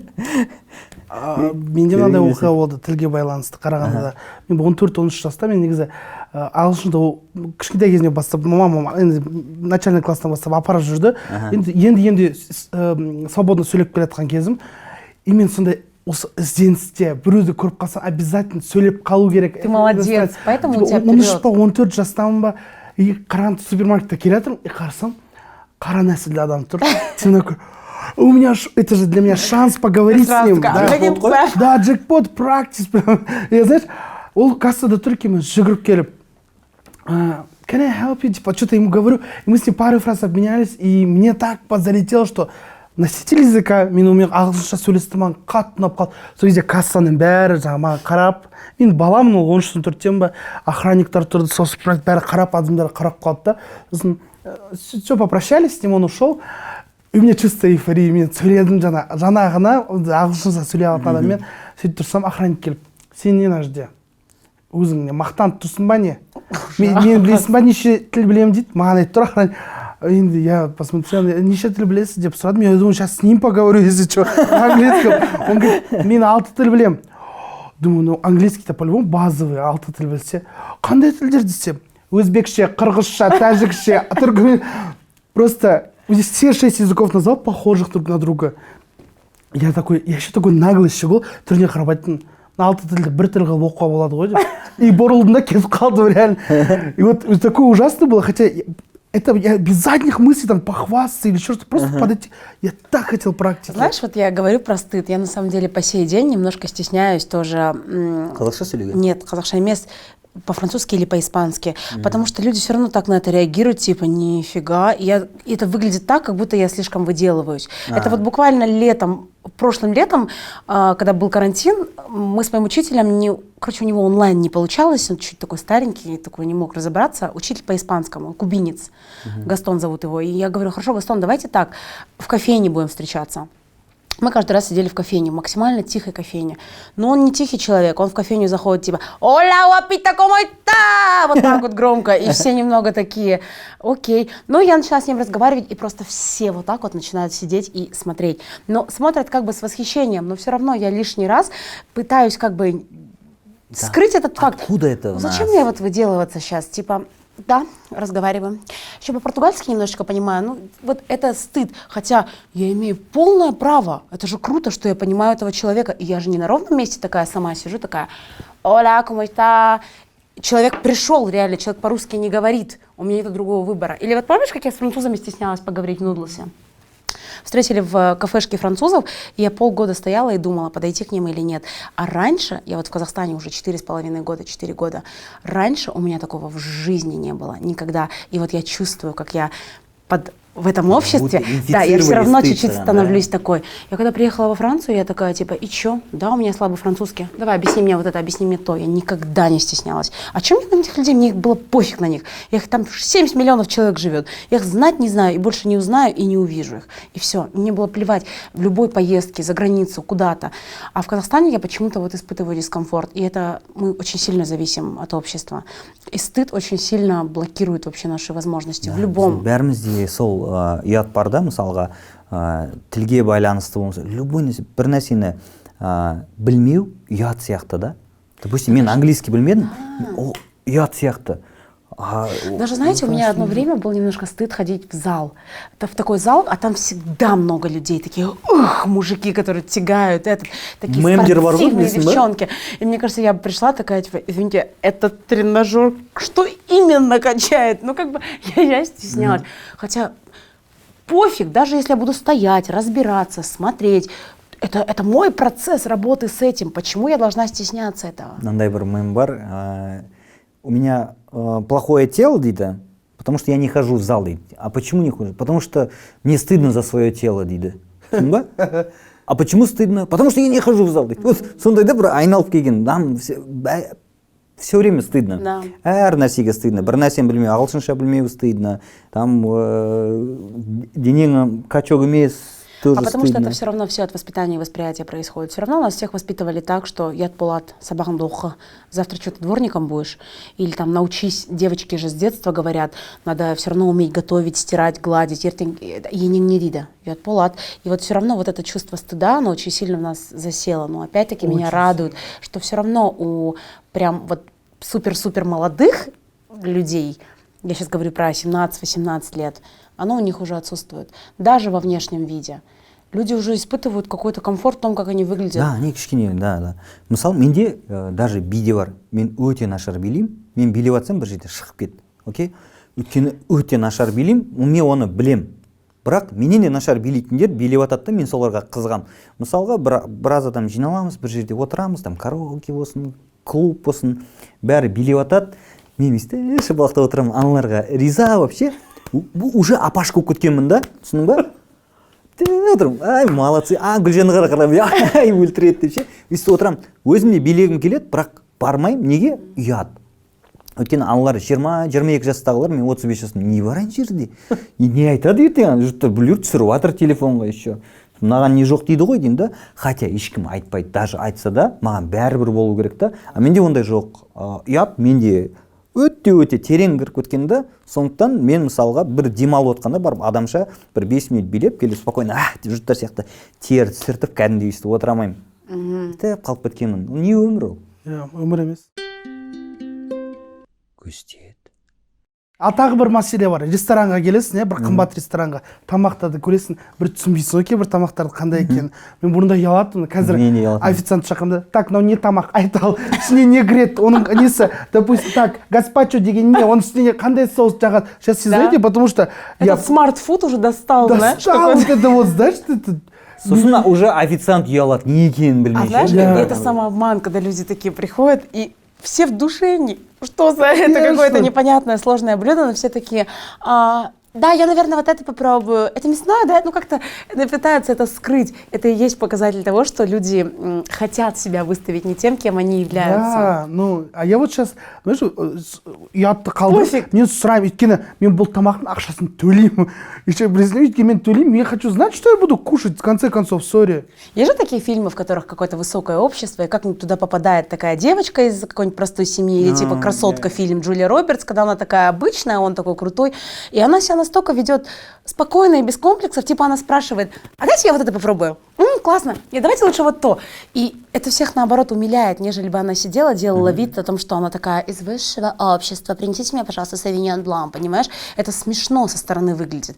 Смешно, когда люди пытаются, ну я вот сейчас со своей стороны скажу, я не разбираюсь в винах, но они же зачастую по-французски называются. И когда люди не знают, например, что я знаю этот язык, и пытаются сказать там какое-то название бренда, шампанского, неважно, по-французски, и подчеркнуть свое превосходство какое-то. Типа, ну да, вообще же вот в Hermès магазине были. Если бренд Hermès услышит, что его называют Hermès или Гермес, мне кажется, они скажут, закрываемся, быстро, закрываемся все. То есть, но ты скажи, что ты не знаешь, как это называется, а я вижу, как ты пытаешься и хочешь в чьих-то глазах стать лучше. То есть, если я не знаю по-вьетнамски, как называется вот это вот, или по-сербски, ну, я предпочитаю это сказать, потому что это выглядит глупо, мне кажется. Стакан? Гжогш? Гжогш. Реально? Шучу. Первая хорошая шутка за вечер. Шучу. Короче, я думаю, что мы пришли к тому, что долой стыд. И нужно просто жить в комфорте. Однако это очень легко звучит на словах, а на деле это немножко по-другому, потому что нас всегда все равно останавливает какое-то внутреннее чувство. Көстет. Дәл осы подкастты стендап-клубта жазып отырмыз. Желтоқсан дейтін. Тура стендапқа арнайы ашылған клуб. Алматылықтар, болмаса Алматыға қонаққа келетіндер, келсеңдер болады. Мир Гоголя қиылысы. Желтоқсан көшесінің бойында, сондықтан желтоқсан деп қойдық. Сосын кішкене бір стендап деген біз үшін жаңадан келіп жатқан жанр ғой. Соған бір жаңағы қозғалыс қой желтоқсанда. Осылай қойдық желтоқсан көшесінде отырғаннан кейін. Біздің логотипте желдің несі ескі түркінелерде белгіленген символы. Сондай. Бізде осында қыздар да бар. Жігіттер көп, бірақ қыздар өте аз стендап комиктер. Камикесса деп айтады, әйтеуір жаңағы феминитивтерді егер айтатын болсақ, иә. Камикесса. Камикесса. Ой, точно, простите. Мысалы, иә. Өтірік айтып отқан жоқпын, рас екен. И қыздарға мен байқаймын енді, барлығын танимын, барлығының жаңағы нелерін, нәзілдерін білем. Қиын, күлдіру өте қиын. Кәдімгідей, сен қыз бола тұра, жақсы күлдіресің, Инстаграмда өзіңде. Сен де оны бір жағынан білетін шығарсың, қызға қиынырақ күлдіру жігітке қарағанда. Мысалға, бір әзіл жазайық, сол материалды екеуіңе берсек, мысалға, Бекаға көбірек күлуі мүмкін да. Өйткені қызға қиындау почему-то. Жоқ, шынымен. Ну, только если это не какие-то базовые роли, как мама, бабушка, ну, какая-то примитивная, если это роль, то тогда, да, вероятность большая, потому что, ну, и то, когда мужчина играет женскую роль, это смешнее, нежели когда женщина играет мужскую роль. Согласись, как мало девушек, которые там с усами что-то снимают. Уже дурачество ғой. Еркектің жаңағыдай несі, әйелді не қылады, ол как дурачество ретінде қабылданады. Пародия. Это искусство. Кабуки, театр японский, где только мужчины играют все роли. Адамдарға қызық ол. Өйткені ол не стандартный нәрсе да. Мысалға, тура сол әзілді саған берсе, мысалға, әйелге, қызға алып шығады, бірақ ол ондай қатты күлгілі болмауы мүмкін да. Это ваше собственное наблюдение вот именно в стендапе здесь, в Казахстане, так, да? Да. Сосын не құтқарады? Самоирония. Самоирония қазір көп комик қыздардың бір жалғыз түйір қаруы қолындағы ше, шығады да, полный өзін түсіреді, төменше, сөйтіп барып әйтеуір күлдіреді. Даже то есть мужчина больше опускает других, а женщина должна себя опустить, и тогда она, да, будет смешной. Самоирония арқылы. Негізі комиктердің 90% самоирониямен шығып кетіп жатады. Куджи айтады ғой, самоиронию надо запретить в стендапе деп ше. Өйткені все на этом выезжают дейді да. Сөйтеді, бәрі біліп алғанда солай сөйді. Қыздарға көбісіне бір амал жоқ сияқты да, басқа көрермен әйелді сынайтын сияқты. Сондай бір ой, менің қателесуім мүмкін, бірақ менің байқағаным. Осылай бір ер азамат шықты, әзілдеді, кетті, дейді, қыз шығады, так, давай, не істейсің сен? Уже қолды өйстіп алатындар көп. Мен прям сахнаның жанында тұрып, телефонға түсіремін, барлығын видеоға түсіремін, қараймын кәдімгідей. Сондай бір отношениенің өзі сондай, да? Ну, вообще, на самом деле, тема юмора, она не имеет пола. Я согласна, что все люди, в зависимости от своего темперамента, от своего характера, умеют шутить. Это может быть бабуля 70-летняя, или это может быть там мальчик, парень, девочка, без разницы. Но общество воспринимает это по-разному. Я веду свой блог в Инстаграме достаточно давно, и начинала я с юмора. Точнее, начинала с музыки, потом как-то плавно перешла в юмор и начала видеть, что именно на юморе прям поднимаю больше просмотров, поднимаю больше вот популярности. Ну и начала больше давить на юмор. В моем случае это юмор-пародия, с языками тоже связанная. Но зачастую я от каких-то многих сценок, наверное, сама себя ограничивала и отказывала, потому что я тоже не хочу выглядеть слишком... Есть для меня какие-то запрещенные темы, на которые я не смогу пошутить. Это какие? Ну, то есть я не решаюсь... кого-то? Или... Нет, даже не кого-то, которые, наверное, меня и мою репутацию губят. То есть когда мужчина шутит про девушек, про свой опыт с женщинами элементарно, или вот про свое отношение к этому, это все воспринимается как-то с юмором. А когда девушка рассказывает об этом, это все равно немножечко, ну, по крайней мере, в Казахстане, воспринимается с критикой. Согласись. Это правда. Есть такая одна, ну, она, да, стендап, Анджела Уайт, не знаете? Не слышала. Офигенная просто девушка, и как бы она рассказывает, там каждую неделю у нее новый парень. Да. Ну, она американка, ей пофиг, знаешь, она об этом рассказывает. Но я думаю, постоянно про парней шутит. Только про это. И причем она шутит, она бьет так в такие прям больные, четкие места, но может быть, даже это и неправда, она где-то приукрасила, но все равно темы, о которых она говорит, это в основном запрет. Это в основном запрет. То есть даже все равно тема, я не знаю, женского организма, менструации, роды, половая жизнь, секс, я не знаю, внешность и прочее, это все равно очень многое находится под запретом и может завтра губительно повлиять на ее репутацию. Это первое. Второе. Мне предлагали участвовать в стендапе. На что я сразу отреагировала отрицательно. Нет, потому что я знаю себя, во мне слишком много вот этого вот женского, как я буду смотреться на сцене. А мне кажется, юмор должен быть свободным от вот этой мысли, как я сейчас выгляжу. Когда я вижу в Comedy Woman, что выходит какая-нибудь очень даже харизматичная девушка, но она вот сейчас стоит и думает так, живот втянут, здесь спина, все, так, как сейчас одежда, что, где. Это уже автоматически видно, и это как-то чувствуется, и юмор не воспринимается. Мужчины все равно проще к этому относятся. Стендапе такое не проканает. Стендап — это не вот трушность қой. Зрительный бөлек қой. Да не только стендап. Есть моя любимая передача, игра, которую я всю жизнь уже смотрю, это «Что, где, когда». В основном в нее играют мужчины, это интеллектуальное казино. Но есть действительно умные женщины. Умные. Но просто их ответ, когда вот женщина отвечает на вопрос, иногда настолько не воспринимается из-за вот этого вот ее какого-то такого поведения, о том, как она сейчас на крупном плане выглядит, как она это говорит, или как она хочет это преподнести. И поэтому вот я в этом плане, наверное, немножко сексист. Я чувствую очень сильно, когда женщина об этом думает. Это любая актриса, это любая, ну и тем более тогда стендап-комик. Да. Актрисы очень сильно, они не могут сильно эмоцию даже отыграть в казахстанских кино. Вот такое типа: «Айбек, перестань, что ты делаешь?» И вот я чувствую, как она вот эту губу делает меня чуть более пухлее, хотя она должна быть такой: «Айбек, перестань, что ты делаешь?» И пускай ты будешь там уродина, и у тебя будут такие морщины, и ты будешь страшненькая, потная, мерзкая. Я обожаю вот этот фильм, который мы с тобой тогда обсуждали, «Омерзительная восьмерка». Это фильм Квентина Тарантино, в котором актриса, я не помню ее имени, играет главную героиню по имени Дейзи Домергю. И у этой актрисы, у нее есть такое прям вот свое кредо. Да. Она же там вообще шашикует. Ей в итоге зубы выбьют, она вся в крови, такая вот просто чудище какое-то.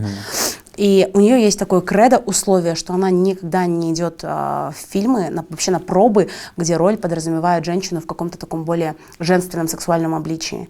Потому что в 80% кино все равно, даже если это фильм «Люси» со Скарлетт Йоханссон, где она такая, ну, о более чем-то глубоком, это Скарлетт Йоханссон, которая идет такая с бедрами, с волосами, и она воспринимается как вот эта картинка. И у нее есть цель, чтобы ее воспринимали просто как актера, актрису. И очень мало я знаю, по крайней мере, таких актрис, и тем более стендап-комиков в Казахстане. Макдорманд, да, мысалға. Фрэнсис Макдорманд, 3 билборда на границе. Офигенная актриса, шикарная актриса, да. А Оскар, да, получил за эту роль? Да. То есть даже мне, например, мне нравится Шарлиз Терон, мне нравится Николь Кидман, но они все вот больше о женственности. Это больше о женщине, а актриса шикарная, да, согласна. И я думаю, что мы когда-то дойдем до того уровня, что женщине будет абсолютно неважно то, как она выглядит. Но вот я говорю, по крайней мере, за себя, что если бы я откинула все свои комплексы, стандарты какие-то красоты и прочего, я бы этот стендап просто расфигачила бы, клянусь. Просто я бы... У меня так много... О, нет, я не смогу, это точно, я не смогу. Во мне слишком много вот этого вот такого как загона. Я выгляжу, что, как да даже что я вообще говорю, так, я сейчас, подожди, это кто будет смотреть, так, что я сказала лишнее? Нет, блин, я сразу зря это сказала, не хочу, все. Вот у меня вот такое есть. И если бы я была свободна от этого и была свободна о том, что обо мне подумают люди, а я живу в обществе, я так думаю, я бы могла делиться очень интересными, веселыми, зашкварными эмоциями. Қалай босайсың кел? Зритель ретінде келіп кетсей? Зритель ретінде келем, да. Я был, кстати, на стендапе. Ты же предлагал тогда пойти, помнишь, да? Вот я говорил, здесь очень классно. Пошли в эту пятницу, ладно. Будет? Конечно. Да? Давай в эту пятницу. А вот единственная, кстати, девочка, которая мне очень нравится, ну вот, по крайней мере, в Казахстане, да, Зарина Байболова. Зарина, если ты это смотришь, привет. Очень круто, абсолютно она свободна от стереотипов, и она настолько лайтовая и простая. Вы не знаете ее? Зарина. Она со Астаны. Она очень крутая, да. Она очень крутая. Посмотрите. Это прям, ну, это что-то новое. Мне нравится. Да. А так, вот та же Варнава, не знаю. Или весь Comedy Woman. Или вот как Ольга Картункова. Она всегда была смешная, а тут она сделала винир и похудела, и она уже сидит и думает, так, я же сейчас уже немножко на каблучке, здесь волосы уложены, и как бы, ну, надо... Ол алдында персонаж сияқты еді ғой. Так она же уже никому не залетает. Женщина, личность болып қалды. Ну, согласитесь, она была очень смешной в КВН. Да. Вообще, я не понимаю, вот как надо настолько передать вот эту вот свою роль. И она в КВН, я обожаю, я до сих пор пересматриваю картунковые номера. Это просто, это одни из топовых. Ну, я даже что сказать, топовые, да. Да, очень топовые. Федункив. Колхозницу играет. Да, Ну, Федункив, да, классно, но Картункова это прям, она может просто выйти молча на сцену, и люди уже умирают. Но ты понимаешь, что здесь уже идет опять-таки социальная проблема. Людям смешно из-за ее рубахи, из-за ее веса, из-за ее вот этого вот такого вот обычного, типа, что там? Узнавашки, ой? Да, Кого-то а ей узнает в тоже, ней, да. я уверена, что она, даже вот когда была в таком весе, такой, она тоже по ночам не супер радовалась, потому что нет ни одной женщины, ну, крайне редко бывают женщины, которые не хотят выглядеть в чьих-то глазах красивыми. Поверь мне. Картункова сидела, спала и мечтала о том, когда она похудеет и похорошеет. Это правда. А вот с другой стороны, женский юмор. Помните, Фаина Раневская, часто ее цитируют, у нее же такой самый, ну, не иронический, саркастический юмор. Она всегда стебет. Всегда ее цитата стеб. Любая цитата ее стеб, она стебет, типа, как понять, понравился тебе мужик после свидания или нет? Приходишь домой, снимаешь трусы, подкидываешь, если на потолке прилипли, значит, понравился. Нет, значит, нет, не твой мужик. Типа, знаешь, такое, у нее всегда один стеб, она реально Прикинь, насколько крутая. она была свободна от страха Да. в то время. А это в то Советское время, время, а да. это в то время. Да. Ты Типа это прикинь? даже сейчас немножко аморально, то, что она говорила. Блин, очень крутая. И я верю, я искренне верю, что женский юмор, он есть. Он реально есть. Потому что вот девочка, даже Желтухсане, вот Сахтюбинская, я забыл, как ее зовут. Сахтюбинская выступала, очень смешно было, очень классно было. Правда, там- Нет, он есть, он есть. И очень хотелось бы, чтобы зритель был более, не то что лояльным, толерантным, чтобы он немножечко не с таким предубеждением уже сидел и ждал твой номер, а как-то вот относился ну, окей, точно так же. Хотя... Ну вот знаешь, с другой стороны, вот, знаешь, это такое предубеждение, что когда вот в комнате вот мы сидим сейчас, все разговариваем, да, вот я хочу быть смешнее тебя, я хочу быть умнее тебя. Это так? Да, я не хочу, чтобы твои шутки больше залетали, понимаешь? Типа, наверное, тоже, когда на стендап выходят, они такие, типа, ну давай, что ты там пошутишь? Типа, знаешь, давай поспать. Это же есть такое. говорит. Хочешь Да, завоевать типа- мужика, смейся над его шутками. Просто типа, Оскар, перестань вообще. Все, Оскар Колобок мой будет, если я буду повесился, да ты радоваться тоже, на его да? шутки. Да. А шутки чужого мужика всегда кажутся смешнее почему-то. Это реально так. А если ты придешь на свидание, у меня есть одна такая подруга, она такая, нет, я с тобой не согласна. По этой теореме. И мужики такие, барахуешь, пожалуйста. Какая-нибудь Оселя с удовольствием посмеется над моей шуткой и скажет, блин, правда? Да, круто. И женщина видит, что это легкий путь завоевать внимание мужчины.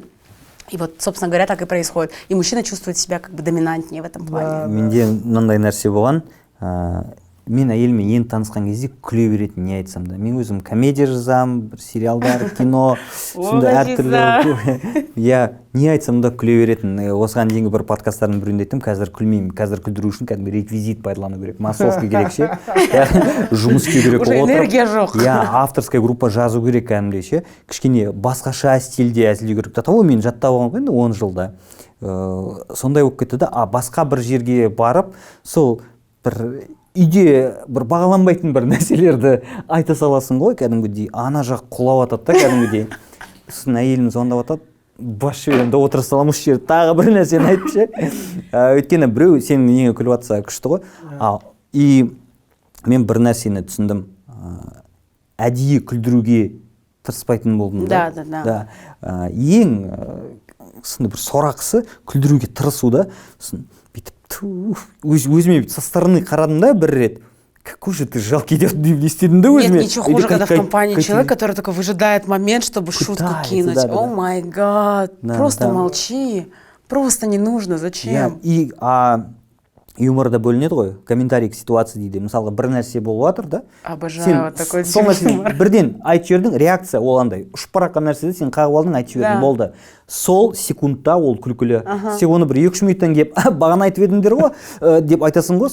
Или есть же, когда люди такие, Короче, вот такая шутка была, и он потом так сказал, а она была такая ситуационная, и типа, сори, не нужно сейчас Ты этого её не рассказывать, ты ее не никак, перескажешь. да. В моменте это было смешно. Но вот знаешь, ты говоришь, я как мужчина хочу быть смешнее тебя, а это круто, я себе и хочу такого мужчину, чтобы он меня смешил. Поехали? Шучу. Я не хочу, чтобы я такая тут сидела, травила, и мой муж такой, еще пошути. Не надо. Для меня юмор мужчины показывает напрямую его интеллект, его живой ум, его какую-то вот, ну, я не знаю, реакцию. И это же круто, когда мужчина умеет шутить. Но... Чувство юмора, иә, очень важно. Андай бір нәрселер болады ғой. Жақсы жігіт, бірақ ана әзілдегені өте нашар да, болмайтын нәрсеге күледі да. Не получится никогда.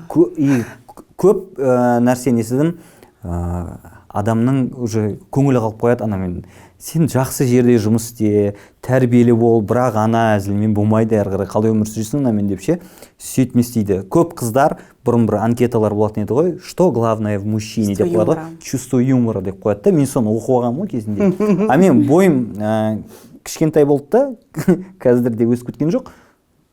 Компенсировать пришлось, да, как бы чувство юмора хорошее. Выживать ету керек қой. А менің жанымдағы жігіттердің бәрі бойлары ұзын симпатичный болды да. Бірақ енді қатты әзілдей алмайды. А мен түсіндім, міне осымен мен шығып кете аламын. Маған бір нәрсе бұйырады.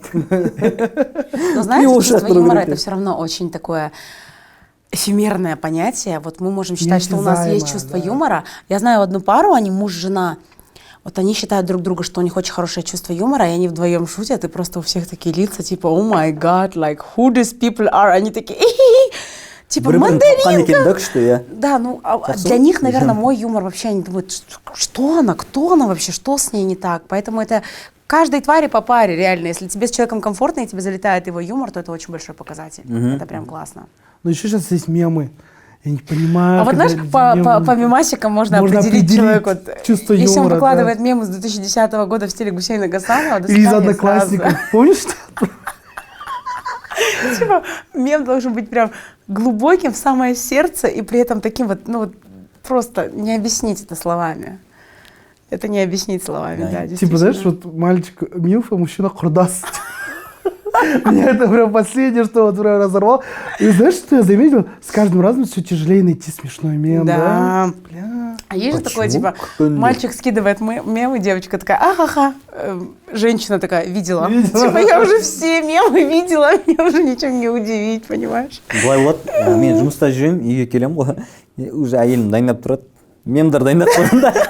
Үйде да енді ол кісі жинап дайындап қояды, мынаны көрдім. А хочется еще вместе посмотреть, да, типа поугарать, потому что все равно настолько обесценились эмоджи, типа если он отправил 5 смайликов, типа нормально посмейся по-человечески, я старалась, подбирала эту. А еще знаешь, обидно, когда ты скидываешь мем, говорит, я уже видел.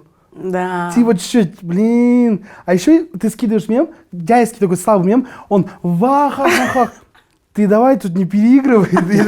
Тут максимум ха-ха-ха. Типа, да. Ну тут максимум на ха-ха-ха. Не надо тут а-ха-ха-ха. Типа писать. Но вот ты говоришь, я уже видела, типа это расстраивает. Это наоборот говорит о том, что это какая-то гонка. И типа будь в тренде, будь в... Как бы не надо 2010 года мемы скидывать.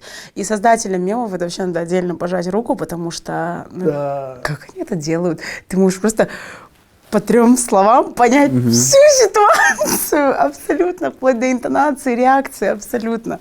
Юмор бітпейді ғой, шыға береді, анау жаңа нәрсе пайда болады, соған қатысты юмор да шыға береді, өте ең күрделі жанрлардың бірі. Сосын менің ойымша юморды кішкене тәрбиелеуге де болады, өзіңдегі юморды.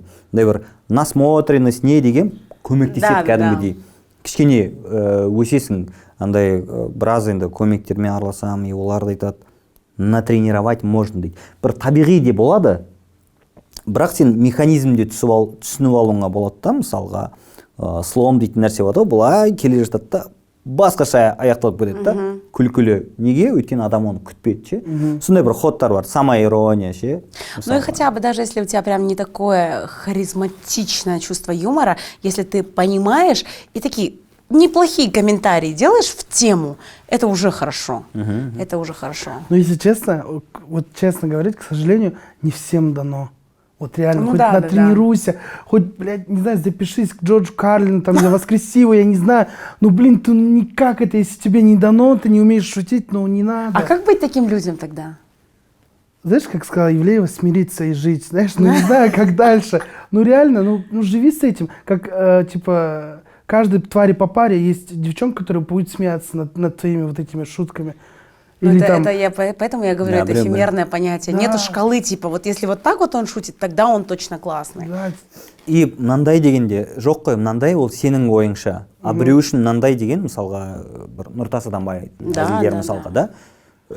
А біреуге наоборот болуы мүмкін. Ну то есть әртүрлі сен бүйтіп айта алмайсың, мынау чувство юмора әркімде. собственно, вот не понимаю фанатов Марвел.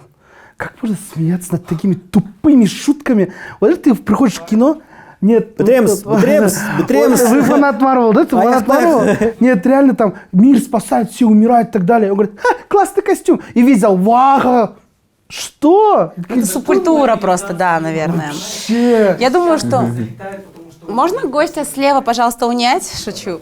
Я думаю, знаете, мы просто с вами пришли к такому общему осознанию того, я себя опять как ведущая, да, веду, что мир настолько дуален. Вот всегда было черное, всегда будет белое, всегда есть смешное, для кого-то не смешное. Всегда есть бедные, всегда есть богатые, всегда есть хорошие, плохие, всегда есть инфо-цыгане, всегда есть понятно, Айна, да. шучу.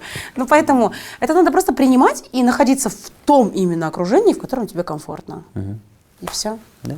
А не как Бека, нервничали, вот это вот всё. Шучу. Подумай, неге ол сені триггерить етеді? Да. Все. Не, мен ойымша күшті әңгімелестік осы жерден аяқтай берсек болатын сияқты. Да. Біз монтаждамаймыз, арасында Сағат шықпайды ма сонда? Нормально? Жоқ, 1,5 Да? иә, 1,5 сағаттай әдемі сияқты. Осылай алып салып жібереміз каналға. Жазылыңдар, комментарий жазыңдар, лайк басыңдар. Да, Айнаға, Бекаға көп ұрыспаңдар, маған ұрса беріңдер. Сол, рахмет, келгендерің көп. Рахмет сізге, Нұржан. Мен бөліп тастаған жоқпын ба, қатты? Казір? Иә. Нет, Нормально, нет, да? уже если за Марвел А, разговор такая начался, точка была. конечно, Да? это уже не Марвел прям нужно. логическое завершение, мне Иә, кажется. на пике кетіп қалу керек, Да, мне да. кажется. Обязательно. Көп жерде. Микрофон так брошь. Иә. Сол, рахмет Рахмет. көп. Иә, күшті әңгімелестік. Пам. Кеп тұрыңдар. Осы жер, да? Обязательно, стендапқа келеміз. Иә, жиі болып тұрасың Алматыда. Тұрамын Алматыда мен. Сен Астанадан көрдім ғой сен. Ну, Астанаға, нет, езжу по работе, а так я в Алмате живу. Мен сен Астананыкі деп жүрмін. Все так думают, да? Все, да? Все.